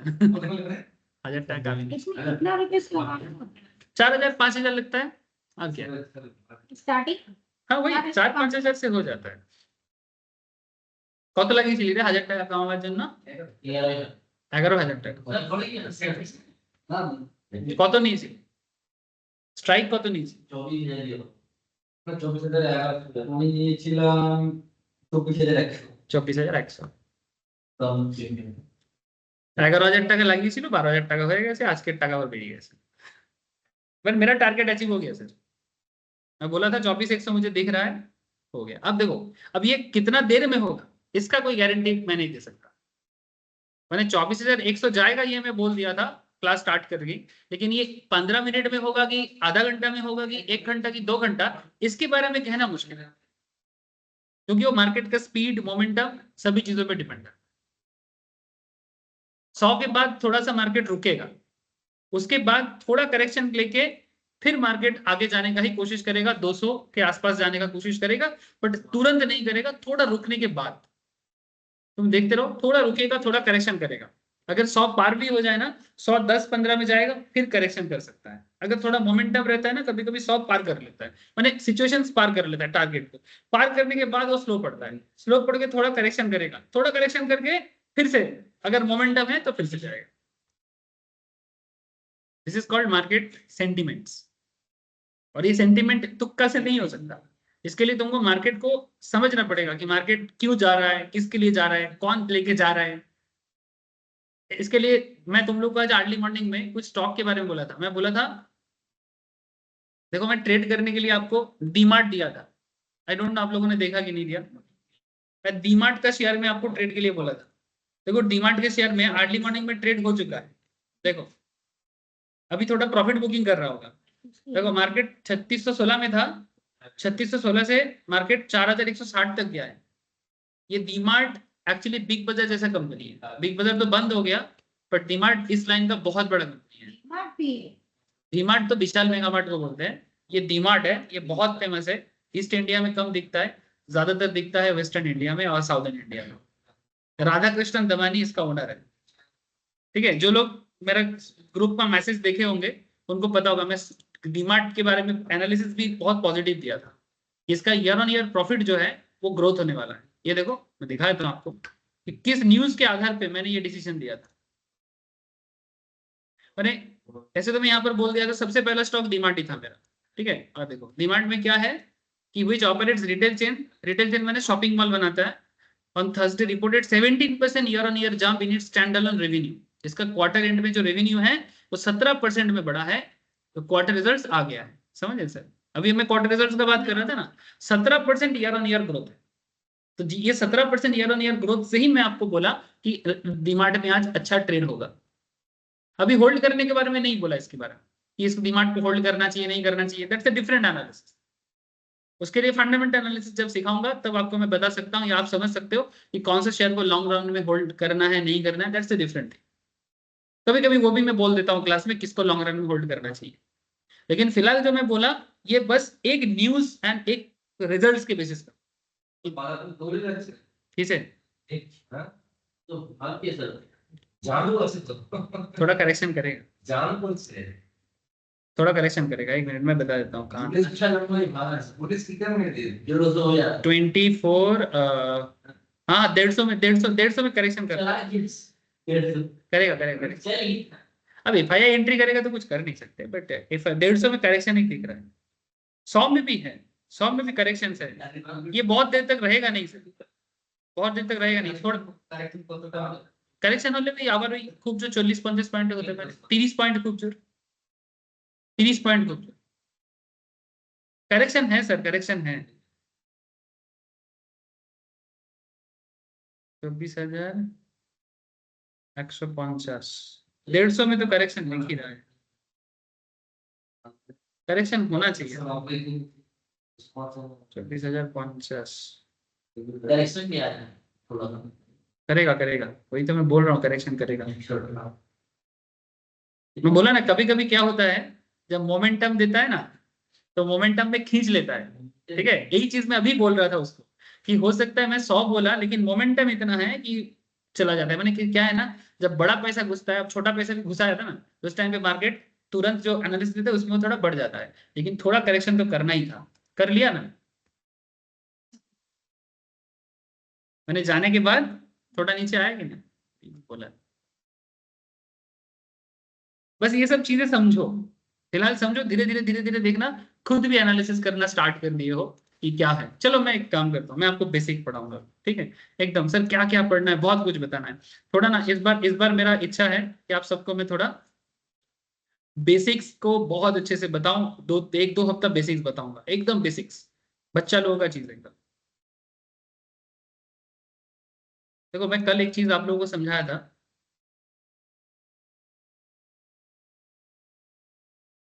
कि आप जब स्टॉक मार्केट स्टार्ट करते हो, आपको क्या क्या चीजें देखना चाहिए, इसके बारे में आपको बोला था। इसमें 8 पॉइंट था। क्या था? 8 पॉइंट था इवैल्यूएशन प्रोसेस में। आपको सबसे पहले क्या देखना चाहिए? कैंडल स्टिक्स देखना चाहिए। क्या देखना चाहिए? Candle sticks. सेकेंड में आपको क्या देखना चाहिए? प्रायर ट्रेंड देखना चाहिए कि मार्केट बुलिश पैटर्न पे है कि बेरिश पैटर्न पे है, कि मैंने मार्केट लोअर साइड में है कि अपर साइड में, ठीक है? फिर उसके बाद आपको क्या देखना चाहिए? जो पैटर्न बना है क्या वो आप रिकॉग्नाइज कर पा रहे हो? मैंने रिकॉग्नाइजेबल पैटर्न बना है कि नहीं, मैंने जो कैंडल्स वगैरह बना है वो क्या आप पहचान पा रहे हो? मैंने कोई ऐसा कैंडल है जिसमें बाई या सेल होना चाहिए, ठीक है?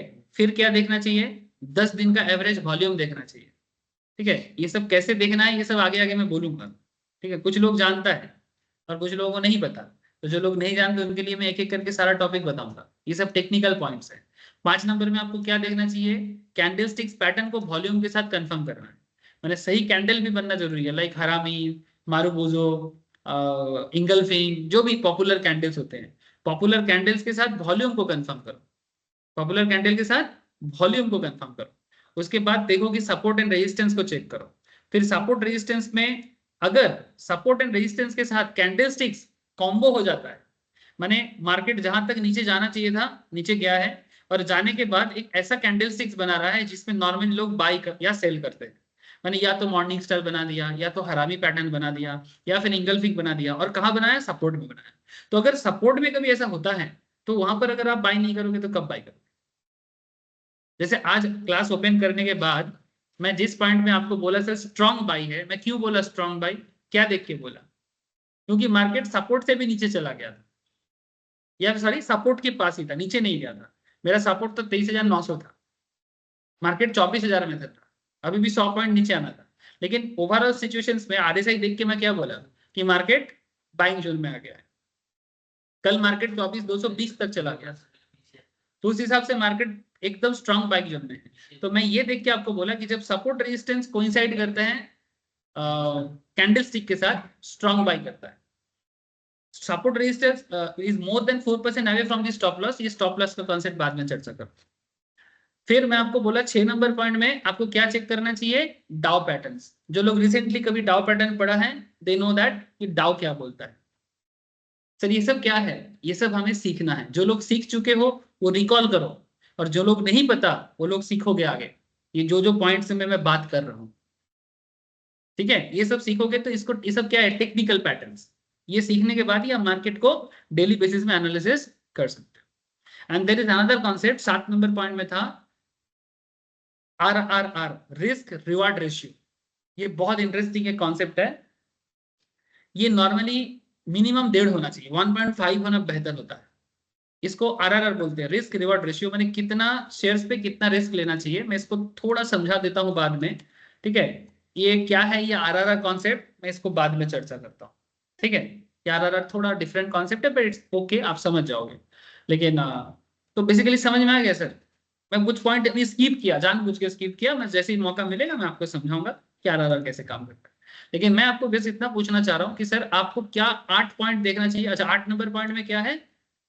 Finally, look at the MACD and RSI indicators to get the perspective. If they confirm and if I have, मेरे पास अगर एक्स्ट्रा कैश है तो मैं अपना साइज को बढ़ा।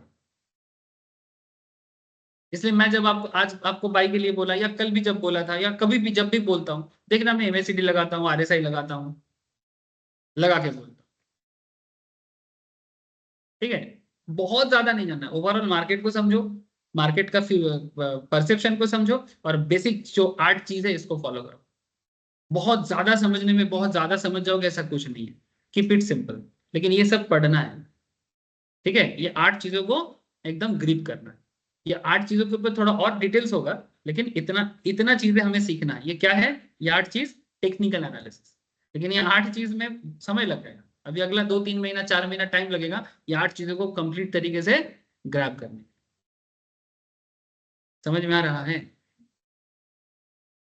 जो लोग रिवाइज कर रहे हो या रिपीट कर रहे हो उनको बस इतना बोलूंगा कि आप इसी चीजों को बार बार ग्रैब करो, मैंने बार बार इस चीज को ग्रिप बनाओ, उसी में खेल है।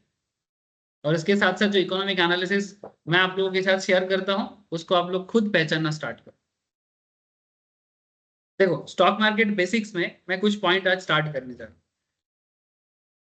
एकदम बेसिक कुछ कॉन्सेप्ट। जिनको कुछ नहीं पता मैं उनके लिए कुछ इंटरेस्टिंग पॉइंट आज आपके साथ डिस्कस करूंगा। यानी आप अगर मार्केट में अपना पैसा को यूटिलाइज करना चाहते हो प्रॉपर तरीके से, कैसे करोगे, कहाँ करोगे, एकदम बेसिक कुछ मैटर्स है, ठीक है, जो हर किसी को जानना चाहिए, हर किसी को, ठीक है। इसमें 5-10 बातें हैं जो आपको मैं ओवरऑल एक बार बात करूंगा, अगला 1-2 हफ्ता में लूंगा इसमें, ठीक है, ताकि आपको एक कंप्लीटली बेसिक के ऊपर एक ग्रिप हो जाए कि भाई हमारा बेसिक क्या होना चाहिए, बेसिक सेंस क्या होना चाहिए मार्केट में आने के, ठीक है। बहुत लोगों को मैं देखता हूँ बहुत उड़ता है, बहुत कुछ जानता है, लेकिन बेसिक स्ट्रांग नहीं है, तो वो क्या है ना, वो मुश्किल में पड़ जाए, ठीक है। मैं तो कुछ नहीं। हाँ इसीलिए तो बोल रहा हूँ सर, मैं बेसिक नॉर्मली बहुत दिन नहीं पढ़ा है। इस बार मैं सोचा कि 2 हफ्ता बेसिक का क्लास दूंगा, काफी हो जाएगा आप लोग के। तो सुनो ध्यान से, थोड़ा फाइनेंशियल डिस्कशंस भी रहेगा इसमें बेसिक लेवल में। जैसे यहाँ पर एक बहुत इंपॉर्टेंट क्वेश्चन बोला है sir, the need to invest, कि हमें इन्वेस्टमेंट क्यों करना चाहिए। एक एकदम सिंपल सा सवाल है, why should one invest, what to invest, fixed income instrument, equity, real estate, commodity, investment and what are the things to know before investing. कुछ इंपॉर्टेंट क्वेश्चन जो किसी के भी मन में चलना चाहिए। फिर सेकेंड पॉइंट में मैं आपके साथ डिस्कस करूंगा हु आर दी रेगुलेटर्स, माने ये जो स्टॉक मार्केट में हम लोग पैसा लगाएंगे, हमारा पैसा कौन संभालता है। ऑब्वियसली हमारे इस पूरा मार्केट के बॉस कौन है, सेबी। तो सेबी कब क्या बोल रहा है बहुत वाइटल है। जैसे आज आपको एक सेबी का एक डिसीजन मार्केट में क्या गेन दे सकता है आपको मैं बताता हूँ आज का, रेगुलेटर्स, ठीक है। अब कोई बोलेगा हमको बेसिक सब पता है, अगर आपको बेसिक पता है तो आपको ये सब न्यूज से ट्रेड लेना आना चाहिए। देखो सर मैं आपको किसी को मैं क्रिटिसाइज नहीं कर रहा हूँ, ठीक है। कुछ लोग होते हैं ना सर बेसिक तो पता है, तो अगर बेसिक पता है तो क्या आप इस तरह का न्यूज को पढ़ पाओगे।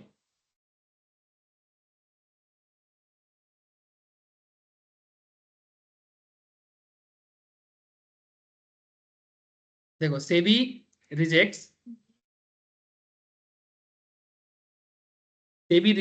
जी Puneet Goenka settlement applications orders further proof. बोलो आप इस न्यूज से क्या समझ सकते हो। सेबी कौन है, मार्केट रेगुलेटर सर, ठीक है। सेबी कौन है, मार्केट रेगुलेटर सर। ये आज का ये एक न्यूज है कि सेबी ने जी का मैंने जी के मैटर्स में कुछ प्रॉब्लम हुआ था, तो किसी ने केस फाइल किया था। Market regulator security exchange board of India on Thursday dismiss settlement applications filed by G Entertainment Applications on Puneet Goenka and referred the matter for further investigations. In a 3-page order issued on Thursday, SEBI dropped so cause notice issued against G Subhash Chandra. Subhash Chandra actually G का मालिक है, ठीक है। सुभाष चंद्र कौन है, जी का मालिक। ये इसको मीडिया मोगल कहा जाता है। जी कंपनी का नाम नहीं सुने, जी टीवी, तो जी टीवी, जी हाँ सिनेमा, ये जी सब। सिनेमा, जी टीवी, जो टीवी में देख देख के बड़े हो गए सर, उसी कंपनी का जी का बहुत सारा काम है। इनका सबसे बड़ा काम था नेटवर्किंग, ये जो सिटी केबल है ये भी जी का ही है। अभी जी का बिजनेस थोड़ा खराब हो गया है, ठीक है। एक ये जो हम लोग घर घर में टूथपेस्ट यूज करते हैं ना, वो पेस्ट का जो ये होता है डिबला डबला जो होता है जिसके अंदर पेस्ट वगैरह रहता है, ट्यूब, ठीक है, उसका भी जो कंपनी है ना, जितना कंपनी वो सब जी से ही खरीदते हैं। उसका एक नाम है कंपनी का, जो पैकेजिंग इंडस्ट्री है उस तरह का, ट्यूब पैकेजिंग इंडस्ट्री, वो भी जी का है। बहुत बिजनेस है इसका। सैटेलाइट भी अपना खुद का है, लेकिन इसका करंट बिजनेस सिचुएशन अच्छा नहीं है। तो यहाँ पर क्या सिचुएशन हुआ कि सुभाष चंद्र के अगेंस्ट में सोकॉज नोटिस इशू किया था, जिसको सेबी ने रिजेक्ट कर दिया, and his son Puneet Goenka, ठीक है। Subhash Chandra and his son Puneet Goenka for alleged violations of SEBI regulations while ordering margin of the contents of the so-called notice with the border investigations. मैंने SEBI currently reject किया है और उस पे investigations के लिए दिया है, इसलिए जे एंटरटेनमेंट का देखो रिजेक्ट कर दिया ना, इसके अगेंस्ट में केस बना था, बोला था कि ये रूल्स फॉलो नहीं कर रहा है, रेगुलेशंस फॉलो नहीं कर रहा है, इसके अगेंस्ट में शोकॉस कर दिया था सेबी ने, लेकिन ये नोटिस को सेबी ने क्या कर दिया, रिजेक्ट कर दिया। इसी बात से जी एंटरटेनमेंट के शेयर में क्या हुआ, फॉलो कर लो।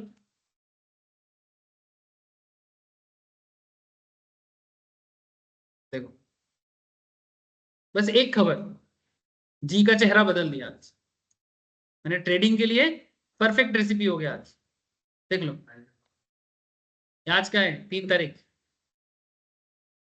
ये वाला देख रहे हो सर, देखो सर देखो, एक सेबी का न्यूज, तुम लोग ये सब चीजों को नहीं देखते हो, अब देखोगे कैसे, देख के समझना पड़ेगा ना। तो कौन रेगुलेटर्स आपको नहीं पता, तब कैसे समझ पाओगे। सेबी कौन, द मार्केट रेगुलेटर। न्यूज के स्टार्टिंग में क्या लिखा था, न्यूज के स्टार्टिंग में क्या लिखा था, मार्केट रेगुलेटर्स, और ये जो मैं बेसिक्स में आपको चैप्टर के अंदर दिखा रहा हूँ क्या लिखा था, regulators. So if you know the regulators then only understand ना कि रेगुलेटर करता क्या है। अब सेबी ने एक पॉइंट को इग्नोर मैंने रिजेक्ट कर दिया, तो जी का शेयर कहां से कहां भागा, देखो 124 से 132, उसके बाद प्रॉफिट बुकिंग हुआ है इसलिए साइडवेज चल रहा है।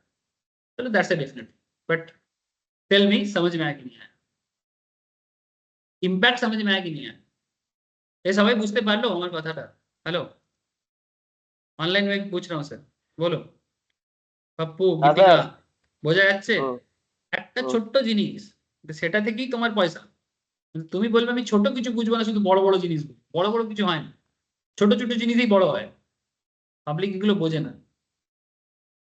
মানে আমি মানে বেসিক্যালি আমি এত অনেক জিনিস বুঝতে চাইছি কিন্তু আমি বেসিক জিনিসই বুঝছি না, কেন বাড়বে কারণ বুঝছি না, তার পেছনের রিজন বুঝছি না, শুধু ভাবছি কি এইটা করলে মার্কেটে পয়সা পাবো, ওইটা করলে মার্केटे पैसा ना, try to understand the core reason,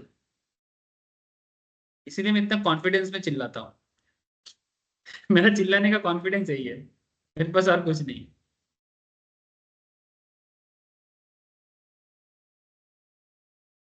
समझ में आया सर, तो ये रेगुलेटर्स कौन है आपको जानना है।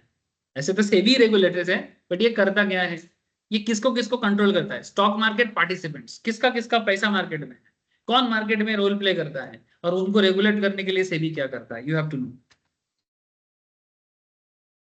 ठीक है, फिर फाइनेंशियल इंटरमीडिएरीज, मार्केट में ब्रोकर का काम क्या है, बैंक इस केस में कैसे काम करते हैं, डिपोजिटरी एनएसडीएल एंड सीडीएसएल, इनका क्या रोल प्ले है,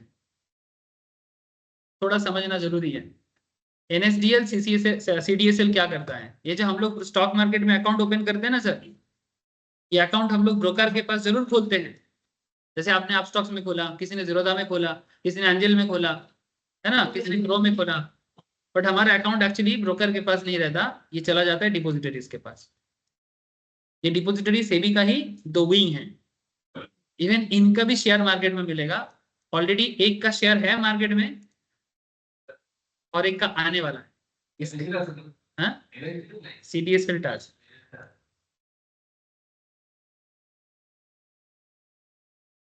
देखो क्या नाम है, सीडीएसएल, देख रहे हो, इसका चार्ट देखो, इसका भी कंपनी का शेयर बहुत स्ट्रॉन्ग शेयर है, मैंने मोनोपोली एक तरह का, मैंने ऐसे बिजनेस में और कोई नहीं आ सकता, इसका दो ही कॉम्पिटिटर है, सीडीएसएल और उसका दूसरा नाम है एनएसडीएल। एनएसडीएल आई थिंक अभी भी आया नहीं है, आने का बात चल रहा था, अगर आएगा, नहीं आया अभी तक, नहीं आया, ठीक है, अगर आएगा तो एनएसडीएल का शेयर बिल्कुल ले लेना सर, क्योंकि इसका एकमात्र कॉम्पिटिटर सीडीएसएल ही है, दोनों ही गवर्नमेंट एंटिटी है और दोनों ही अच्छा काम करता है। इवन 2017 में 18 में ये आया था, जब ये आया था तब मैं सबको बोला था ले लो सर ले लो, इसका अभी तक का देखोगे, अगर देखोगे तो आप समझ जाओगे कि क्या हुआ है। देखो जब आया था 100-150 टका में आया था 2018 में, देख पा रहे हो, 140 टका, इससे भी कम दाम में आईपीओ आया था इसका, अभी कितना चल रहा है, 2000 हाईएस्ट चला गया था, अभी 1800 समथिंग में चल। तो you have to know the reason ना, क्यों ले इसको, अब CDSL NSDL के बारे में पता ही नहीं है, डिपोजिटरी करता क्या है नहीं पता, तो कैसे लेंगे, होल्ड ही क्यों करेंगे।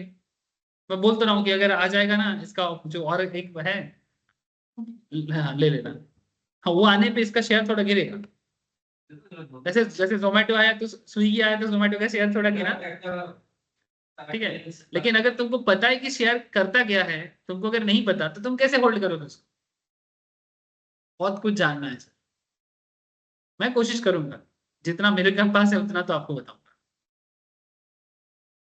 बाकी आप मेरे से भी बेहतर ज्ञानी बनो, उसमें मेरे को ज्यादा खुशी है। कैसे बनोगे, पढ़ाई करके और पढ़ाई करने का भूख रख के, ठीक है, बन जाओगे सर। ठीक है, तो ये चीजें जानना है। फाइनेंशियल इंटरमीडिएट, ये लोग मार्केट को चलाता है, ये पूरा स्टॉक मार्केट का सेटलमेंट, ब्रोकिंग अकाउंट, जो हम लोग जो डीमैट खोलते हैं, डीमैट अकाउंट में हमारा शेयर को देखने वाला यही है। इसलिए आप शेयर मार्केट में पैसा लगा के निश्चिंत में सो सकते हो, क्योंकि आपका शेयर को देखने वाला सरकारी भी डिपोजिटरीज होते हैं। इसलिए कोई आपके शेयर मार्केट के अकाउंट से कोई पैसा नहीं लेके भाग सकता। मार्केट रीजन में अगर शेयर का दाम गिरता है या बढ़ता है वो इनके हाथ पे नहीं है, लेकिन आपका शेयर अकाउंट में जो शेयर है, जो शेयर का वैल्यूएशन आप होल्ड कर रहे हो, वो कभी इसके अकाउंट से उसके अकाउंट में नहीं जाएगा। अगर जाएगा तो they are the responsible and they will settle this. ये सिक्योरिटी देता है बोल के ही ना तुम शेयर मार्केट में पैसा लगाते हो। अगर ये सिक्योरिटी कभी आपको नहीं मिलता है ना, तो तुम्हारे शेयर मार्केट के प्रति भरोसा उठ जाएगा। इनके कारण ही मार्केट में इतना पॉपुलैरिटी है। ब्रोकर तो प्राइवेट फार्म है सर, ब्रोकर ब्रोकिंग कंपनी कभी भी बंद हो सकता है। ब्रोकर के कारण हम लोग स्टॉक मार्केट में नहीं। सेबी प्लेटफॉर्म मेरा सेबी प्लेटफॉर्म है, ये CDSL NSDL না ওটা করবে না, ওটা করবে না, কারণ কি ওটা যদি গভর্নমেন্ট করলে কি হয় না, তাহলে বিজনেস আসবে না। এই যে ব্রোকিং বিজনেসটার জন্য একটা মার্কেটে একটা লিকুইডিটি থাকে, একটা মার্কেটে বিজনেস থাকে, এমপ্লয়মেন্ট ক্রিয়েশন হয়। এটা যখনই ফুললি গভর্নমেন্ট ওরিয়েন্টেড হয়ে যাবে না, তখন তুমি এই জব ক্রিয়েশন গুলো করতে পারবে না। একটা যে বিজনেসে ওরিয়েন্টেড, যে একটা গভর্নমেন্ট না কোনো কিছুর জন্য প্রচার করতে পারে না, কারণ গভর্নমেন্টের প্রচার মানে কি, ধরো আজকে গভর্নমেন্ট প্রচার করলো কারো শেয়ার মার্কেটে টাকা লেগে লস হলো, তাহলে লোক বলবে কি সরকারকে দেখো লোককে শেয়ার মার্কেটের জন্য উকসাচ্ছে। কিন্তু যখন ব্রোকিং ফার্ম অ্যাডভার্টাইজমেন্ট করছে উইথ সাম রেস্ট্রিকশন, গভর্নমেন্ট সেখানে কিছু রুলস আনছে, তো তুমি সরকারকে ডাইরেক্টলি কিছু বলতে পারবে না, ঠিক কি না। সরকার সব জানে, সরকার সব জানে, সরকার নিজে জানে কি আমার এখান থেকে রোজগার আছে, কিন্তু সরকার নিজে কখনো এই কাজটা করবে না, বিকজ এগুলো রিস্কি কাজ, এগুলো সবসময় প্রাইভেট প্ল্যাটফর্মের থ্রুতেই ওরা করবে। তো এটা থেকে ওদের বিজনেসও আছে, ওদের চারিদিক থেকে পয়সা আছে, পাবলিকের থেকে পয়সা পাবে, ব্রোকারের থেকে পয়সা পাবে, মিডিয়েটর থেকে পয়সা পাবে, ব্যাংকের থেকে पयसा पावे। समझ में आ रहा है। तो ये लोग कौन है, कैसे काम, हाँ बोलो सर। सर ओपन इंटरेस्ट अचानक से चेंज हो गया। हाँ तो वो चेंज हो सकता है, क्या दिक्कत है, क्यों, क्या मार्केट कहाँ गया, पुट साइड से सारा कॉल साइड में चला गया। पुट साइड से सारा कॉल साइड में चला गया, माने मार्केट बढ़ेगा, इसका मतलब क्या हो गया, देखते रुको। हाँ 24,200 चेंज में देखते रुको।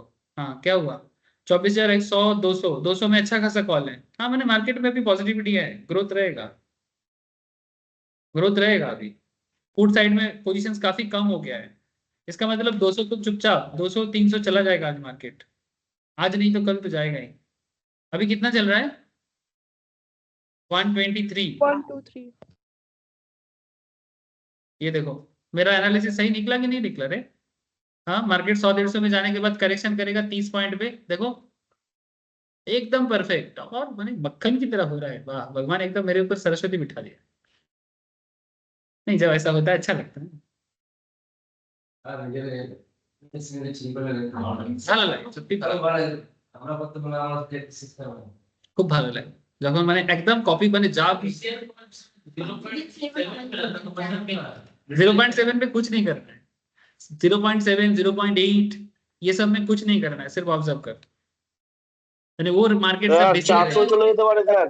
मार्केट बढ़ जाएगा। मार्केट का जो सिचुएशन अभी मेरे को खबर दिया इसने रिया ने कि सर ओपन इंटरेस्ट अचानक से चेंज हुआ, इसका मतलब है कि मार्केट देखो 24, देखो अभी कुछ देर पहले 24,200 में इतना नहीं था, है ना, कॉल साइड, पुट साइड में देखो पूरा पुट साइड में था ना सर, 23,900 में या 23,800 में पोजीशन था, नहीं है अभी, ठीक है। तो सर कॉल साइड 400 चलो ये तो बड़ा सर। मार्केट 24,400 जाने का चांसेस है। और आज का मेरा एनालिसिस भी है, क्या था मेरा अर्ली मॉर्निंग एनालिसिस, देखा आप लोगों ने? तुम लोग मेरा एनालिसिस नहीं देखते हैं। 24,400 सर, मेरा एनालिसिस क्या था? हाँ देखो, 24,400। Next move towards the next hurdle 24,400, any dips from here could find support around 23,900, यानी 23,900 के अराउंड अगर मार्केट आता है, अराउंड अराउंड माने आसपास, एकदम 900 के लिए वेट नहीं करना है, जैसे हम लोग वेट थोड़ी ना किए, 24,000 में ही ले लिए, ठीक है। तो मार्केट जाएगा जाएगा। अरे बोला ना, रीजन है कंपनी का परफॉर्मेंस अच्छा, एक एक करके सब रिजल्ट डिक्लेयर हो रहा है, उसके ऊपर निफ्टी 50 में चेक करो किसके किसके ऊपर मार्केट मोमेंट दे रहा है, आपको समझ में आ जाएगा। अच्छा एक मिनट कंप्लीट करना था सर, बेसिक का एक जस्ट आपको इंट्रोडक्टरी ओवरव्यू दे रहे हैं, नेक्स्ट वीक ये सब चीजें पढ़ाएंगे आप लोगों को, 1-2 हफ्ता लगेगा इसमें। फिर मैं आपको आईपीओ बताऊंगा, आप लोग बहुत पूछते हो ना मुझे, सर आईपीओ के बारे में कुछ बताओ, आईपीओ को कैसे एनालिसिस करना है बताओ, मैं आपको आईपीओ एनालिसिस करना सिखा दूँ, ठीक है। ये बहुत ही एक इंपॉर्टेंट टॉपिक है, जैसे मार्केट में इसका ट्रेडिंग का कॉन्सेप्ट नहीं है, बट ये स्टॉक मार्केट में फर्स्ट टाइम जब कोई कंपनी आता है उसका आने का प्रोसेस क्या है, ठीक है। और जब आता है आईपीओ तो आपको क्या करना चाहिए, इतना मैं बताऊंगा। फिर आईपीओ को देखने का एक आदत सिखा दूंगा कि कैसे आईपीओ को ट्रैक करना है, you have to know this things. And उसके बाद स्टॉक मार्केट में और क्या बताना, यही चीज मैं रोज बताता हूँ, ठीक है। यहाँ पर लिखा है कौन स्टॉक को मूव करता है, how does the stock get traded, what happens after you own stock, ये सब कुछ बताने का चीज नहीं है, 2-4 शेयर खरीद के 4 दिन बैठ जाओ, समझ में आ जाएगा, ठीक है। लेकिन मुझे अच्छा इंडेक्स क्या है मैं ऑलरेडी आपको बता दिया, लास्ट दिन बताया ना, इंडेक्स क्या है, इंडेक्स कंस्ट्रक्शन मेथोडोलॉजी बताया कि नहीं बताया, निफ्टी 50 कैसे बनता है सिखाया, तो ये चीज ऑलरेडी मैं हो मेरे से हो गया सर। फिर मैं आपको टर्मिनल तो रोज दिखाता हूँ, इसमें मुझे कुछ नहीं करना है, मैं आपको एक चीज बताऊंगा, कॉर्पोरेट एक्शंस पे बात करूंगा थोड़ा, ठीक है। 5 corporate actions and it's impact on stock price, ठीक है। देयर आर कुछ चीजें मार्केट में खबर आता है कि कंपनी डिविडेंड इशू कर रहा है, कंपनी बोनस इशू कर रहा है, कंपनी स्टॉक स्प्लिट कर रहा है, कंपनी राइट इशू कर रहा है, कंपनी बायबैक कर रहा है, ये सब चीजों का क्या इंपैक्ट पड़ता है इसके बारे में मुझे थोड़ा आपको बताना है। और कुछ इवेंट्स जो मार्केट में बहुत इंपॉर्टेंट है, जैसे सरकार कुछ ना कुछ लेके आते हैं, जैसे मॉनेटरी पॉलिसी, जैसे कि rate cut, rate related matters, जिसके बारे में मैं रोज बात करता हूँ, ये बहुत इंपॉर्टेंट एक कॉन्सेप्ट है मार्केट के लिए। अगर सारा साल भर आप कुछ नहीं करते हो, सिर्फ रेट कट के दिन ट्रेड कर लो, साल भर का पैसा कमा के चुपचाप सो जाओ, कुछ नहीं समझे, साल भर कुछ नहीं करना है, सिर्फ रेट कट वाला जो कॉन्सेप्ट है उस पर्टिकुलर इवेंट पे ट्रेड करो। जैसे इस बार जो मार्केट 26,400 में गया था, किस रीजन में गया था? अमेरिका रेट कट करेगा इसी रीजन से गया था। तो आप अगर साल भर कुछ नहीं करते और सिर्फ रेट कट वाला न्यूज पे भरोसा करके ट्रेड करते, साल भर चुपचाप सो जाओ, एक ट्रेड में बात खत्म, 5 लाख लगा दो 10 लाख हो जाता है, मजाक नहीं कर रहा है, प्रूफ दे दूंगा अभी आपको। आप लगाए होंगे।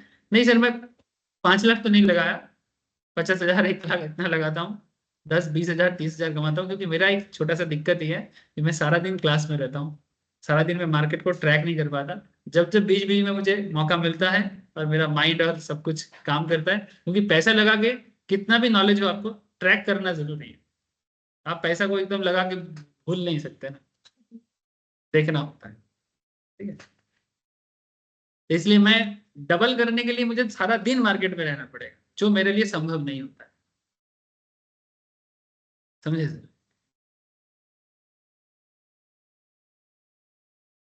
अच्छा और क्या, देखो इन्फ्लेशन के बारे में जानना चाहिए आपको, इंडेक्स एंड इंडस्ट्रियल प्रोडक्शन, मतलब हमारे देश में जो प्रोडक्शन चीजें होते हैं उसको ट्रैक करना, ये डेटा कैसे ट्रैक करोगे ये भी मैं दिखा दूंगा, इंडस्ट्रियल प्रोडक्शन का डेटा कि देश का प्रोडक्शन लेवल डेवलपमेंट हो रहा है कि नहीं हो रहा है, consumer index, purchasing manager index, माने लोगों का इनकम बढ़ रहा है कि गिर रहा है, ये चीज चेक करना है, इसको होलसेल प्राइस इंडेक्स भी बोलते हैं, ये डेटा चेक करना सीखना पड़ेगा। सरकार का बजट, जैसे फिर से जनवरी में बजट आने वाला है, एंड में जनवरी या फरवरी में आ जाएगा, तो ये बजट में क्या चीजें चेक करना है, आज ही मुझे पूछ रहा था सर बजट में क्या देखना है। फिर अभी जो मैं आपको बोला कॉर्पोरेट अर्निंग अनाउंसमेंट, जैसे अभी आज भी बात कर रहा था कि क्वार्टर रिजल्ट आने वाला है, क्या कर, तो कुछ बात तो मैं ऐसे ही कर रहा हूँ और कुछ बातें आपको थोड़ा ऑर्गेनाइज तरीके से अगला 1-2 हफ्ता में बोलूंगा, ठीक है। क्या क्या बेसिक, यही बेसिक्स है, ठीक है। ये बेसिक कॉन्सेप्ट आपको मैं एक बार डेवलप करके दूंगा। नॉर्मली ये मैं बहुत दिन लाइव क्लास में कराना बंद कर दिया था, लेकिन इस बार मुझे लग रहा है कि स्टूडेंट्स के अंदर थोड़ा बेसिक्स का नॉलेज कमती है। लोग बेसिक्स माने समझते हैं कैंडल का लाल नील, ठीक है। बेसिक्स माने लाल नील नहीं है, बेसिक्स माने ओवरऑल एक इकोनॉमिक कॉन्सेप्ट के साथ मार्केट रिलेटेड कुछ बातें, वो थोड़ा मैं बोलूंगा इस पर, ठीक है। चलो, तो फिर मार्केट क्या है एक बार लास्ट देख के बोल देता हूँ आपको, फिर घर जाऊँ।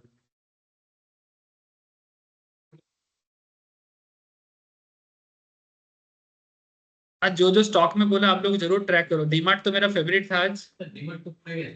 এখন না, এখন আর নিস না। ওর ট্রেডিং অপরচুনিটি বেরিয়ে যাওয়ার পর কখনো করতে নেই, এবারে দেখে বুঝে কিনতে হবে। মানে এবারে কিনতে পারছে একটু কারেকশন হলে তাহলে একটু লং রান হোল্ড করতে, আজকের মোমেন্টামটা আর পাবি না। কিনতে পারিস, ডিমার্ট কিনতে পারিস, কারণ ইয়ার অন ইয়ার গ্রোথ হচ্ছে তো বাড়বে, কিন্তু মোমেন্টামটা যেটা হয়েছে যে ট্রেডিং মোমেন্টামটা ওটা পাবি না, ঠিক আছে। মানে এবারে একটু কারেকশন হলে হয়তো 2 दिन 4 दिन বা 1 সপ্তাহ 2 সপ্তাহ হোল্ড করে পজিশনাল ট্রেड করতে পারে। जैसे कि कल बजाज फिनेंस और बजाज फिनसर्व में गजब का था। कल निफ्टी में सबसे ज्यादा वेटेज बजाज का था। बजाज क्या बोला, Bajaj finance and Bajaj Finserv. देखो बजाज फिनसर्व में कल का मार्केट देखो भयंकर मार्केट था, आज भी उसका मार्केट में मैंने उसका इंपैक्ट थोड़ा बहुत तो आज भी है, ठीक है। लेकिन क्या ऐसा हुआ है कि इसका स्टॉक में इतना ज्यादा इंपैक्ट पड़ा है, देखा सर, ये कल हुआ है, लेकिन आज इसका इंपैक्ट बहुत स्लो है। ये कल हुआ है, कल ऐसे मैं इसके बारे में कुछ बोला नहीं था, ठीक है, कि बजाज में ऐसा कुछ हो सकता है, मुझे भी नहीं पता था।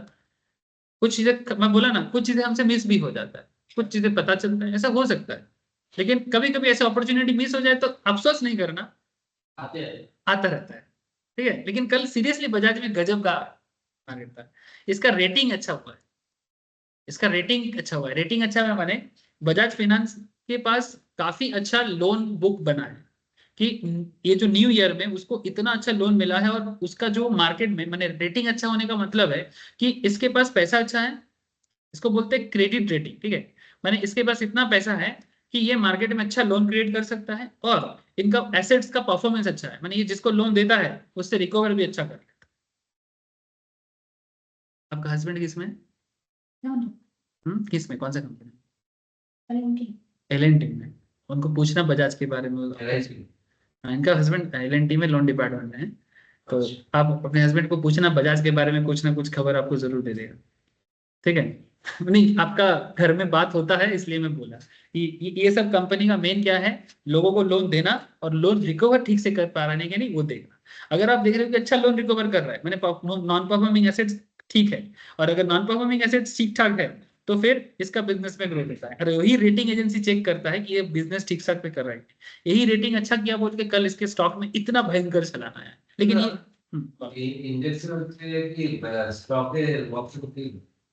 बेटर তুমি যদি বুঝতে পারো স্টক অপশনসে লিকুইডিটি কম, ইন্ডেক্স অপশনে লিকুইডিটি হাই, কিন্তু তুমি যদি বুঝতে পারো শিওর শর্ট থাকো, তাহলে ইন্ডেক্স অপশন মানে স্টক অপশন মানে তাবড়তড়। যেমন আজকে ডিমার্ট যদি তুমি বলো, ডিমার্টের অপশন অ্যাভেলেবেল আছে, ঠিক আছে। এবার তুমি যদি, যেমন আমি খুব শিওর ছিলাম ডিমার্ট, আমি এসেও বলেছি ক্লাসে, অফলাইনে বলেছি, আমি গ্রুপেও দিয়েছি। এবার তুমি যদি, ধরো তুমি যেটা জিজ্ঞেস করছো কি স্টক অপশনস নেওয়া ভালো, ভালো, কিন্তু লিকুইডিটি ইস্যু থাকে। যেমন ধরো তুমি যদি ডিমার্ট অপশনসটা আজকে নিতে, ডিমার্টের কত চলছে এখন বল? 4000,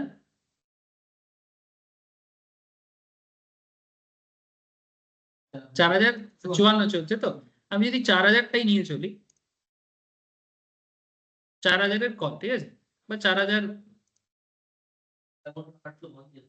ডিমার্ট জানুয়ারি 4000-এর কল, ঠিক আছে। তুমি দেখো আজকে এটাতে কিরকম মোমেন্টাম দিয়েছে সকালবেলা। এখন তো কারেকশন হয়েছে, প্রফিট বুকিং চলেছে,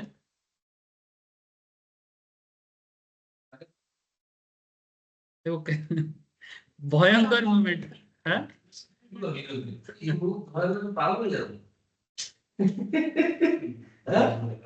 देखो आज ही हुआ है, 60 से 260 गया है, 280 गया है, चलो 240 भी आप कर लो ना, लॉट साइज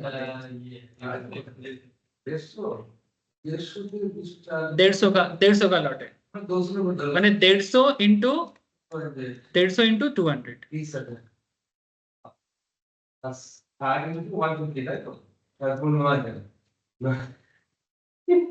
कितना पैसा लगा था? 1 लॉट में 9,000 टका लगा था, 9,000 लगा के 30,000, 9,000 लगा के 30,000 जितना সব স্টকে অপশন থাকে, হ্যাঁ যে কোনো একটা, মানে যদি সেটাতে তুমি শিওর থাকো, নাহলে লিকুইডিটিতে ফেঁসে যাবে। মানে আমি কি বললাম, এগুলো মোমেন্টামে চলে, এটাতে প্রচুর লোক কিন্তু এই শেয়ারটা কেনা বেচা করছে না। নিফটি বা ব্যাংক নিফটির মতো বা মিড ক্যাপ নিফটির মতো এত লোক এখানে নেই, কিন্তু যখন আর্লি মর্নিং নিউজ থাকে বড় মাত্রায় লোকেরা এটা নিয়ে খেলে, তুমি ওই মোমেন্টামে কামিয়ে বেরিয়ে যাও। স্টক অপশন যদি বুঝতে পারো আর নিউজের মানে যদি বুঝতে পারো, তাহলে স্টক অপশনস এর কাছে মানে সামনে কেউ, যেমন এইচডিএফসি ব্যাংকে আমি যখন 1300 টাকাতে এইচডিএফসি স্টক অপশনস আমি খেলেছিলাম, আমি সেই সময় এও করেছিল, মনে আছে কিনা জানি না, পাপ্পুও করেছিল স্টক অপশনস এইচডিএফসি তে, ভয়ঙ্কর মুভ দিয়েছিল, 200 পয়েন্টে মুভ দিয়েছিল এইচডিএফসি তে, ভয়ঙ্কর, 10,000 টাকা কত টাকা কামিয়েছিল। তো সেরকম তুমি যদি স্টক অপশনস বুঝতে পারো তাহলে তুমি নিফটি ভুলে যাবে বা ব্যাংক নিফটিও ভুলে যাবে, কিন্তু রিস্কটা কি, লিকুইডিটি ইস্যু থাকতে পারে, মোমেন্টাম পেরিয়ে যাওয়ার পর তুমি হোল্ড করে বসে থাকবে, তখন লাস্টের দিকে গিয়ে দেখা যাবে না মানে প্রচুর অ্যামাউন্ট চাইছে, তুমি একটু সেটেলমেন্টে ইস্যু হয়ে যায়। স্টক অপশনসে একটা সাজেশন দেবো, কখনো এক্সপায়ারি পর্যন্ত ওয়েট করবে, ওই মোমেন্টামের ডেতে খেলো, যেমন একটা কোয়ার্টার রেজাল্টস এর উপরে এটা হয়েছে, কোয়ার্টার রেজাল্টস এর মোমেন্টাম ভালো এসছে, স্টক অপশনস তুমি জানো ভোডাফোন আইডিয়াতে বলেছিলাম মনে আছে, এই পার্টিকুলার ডেতে সিচুয়েশন থাকবে, ওই মোমেন্টামে খেলা হবে। हाँ बोलो। यहाँ क्वांटिटी 150 लिखा है और प्राइस 110 लिखा है, हाँ। इसका मतलब ये क्या है? ये प्रीमियम, ये प्रीमियम है सर। हाँ बोलो सर। सर एचडीएफसी में रैली आने वाला है क्या सर? जबरदस्त रैली है, जबरदस्त HDFC रैली का पता नहीं से, देखना पड़ेगा, देखना पड़ेगा, मैं जब खुद से नहीं बोल रहा हूँ, मैंने, मुझे देखना पड़ेगा। ये प्रीमियम है सर, ये प्रीमियम कहाँ से आता है नहीं आता, ये ऑप्शंस क्लास में समझाऊं, ये प्रीमियम वगैरह क्या है नहीं कोटक महिंद्रा को देखे ना सर, क्वांटिटी 150 कोटक महिंद्रा ठीक है सर। बैंकिंग स्टॉक्स में मैं बोलूंगा, कुछ बैंकिंग स्टॉक्स में मैं आप लोगों को लिस्ट शेयर करूंगा कि कौन से ऐसे बैंकिंग स्टॉक्स में अच्छा रैली आ सकता है, ठीक है, लेकिन पूरा खेल डिपेंड करता है अमेरिका पे। I am little bit worried about America, otherwise banking stock का मैं एक लिस्ट रेडी कर रहा हूँ, आप लोगों को शेयर करूंगा, आप वो सब शेयर को भी, अगर किसी को ऑप्शन ट्रेड करना है करो, जिसको आता है, जिसको नहीं आता वो एटलीस्ट शेयर खरीद के भी रख सकते हैं, ठीक है, जिसको ट्रेडिंग करना आता है वो ट्रेड कर सकता है, जिसको ट्रेडिंग करना नहीं आता वो सिर्फ शॉर्ट स्टॉक को खरीद के भी रख सकता है। अच्छा मार्केट कहाँ हुआ, चलो आज का क्लास इतना ही। मार्केट कहाँ गया सर, 134 साइडवेज हो गया, और धीरे धीरे हमें मूवमेंट देगा, ठीक है सर, चलो हैप्पी ट्रेडिंग। नेक्स्ट, अच्छा कल मिलते हैं, कल के कॉमोडिटी क्लास, जिन लोग कॉमोडिटी ज्वाइन किया है, कॉमोडिटी क्लास कल शाम को 5:30 बजे, ठीक है। Thank you sir, bye sir. বলবো তুমি এসো নেক্সট উইক, এসো না, আসছো তো নেক্সট উইক, ঠিক আছে এসো। तो मैं बोल रही हूँ, अगर मैं कल नहीं कल ज्वाइन भी नहीं कर पाया तो मुझे वीडियो बैकअप मुझे बोल के ले लेना, ठीक है। हाँ सर कोई कुछ बोल रहे हो ऑनलाइन में मुझे? बस सर, বলছি স্যার কাল আমি যাব তাহলে, হ্যাঁ 5:30টা। আচ্ছা এসো, এসো অবশ্যই এসো, বাই স্যার। वही ऑनलाइन देख के ला। अब ऑनलाइन ये चार मतलब ऑनलाइन मुफ्त में अच्छा है।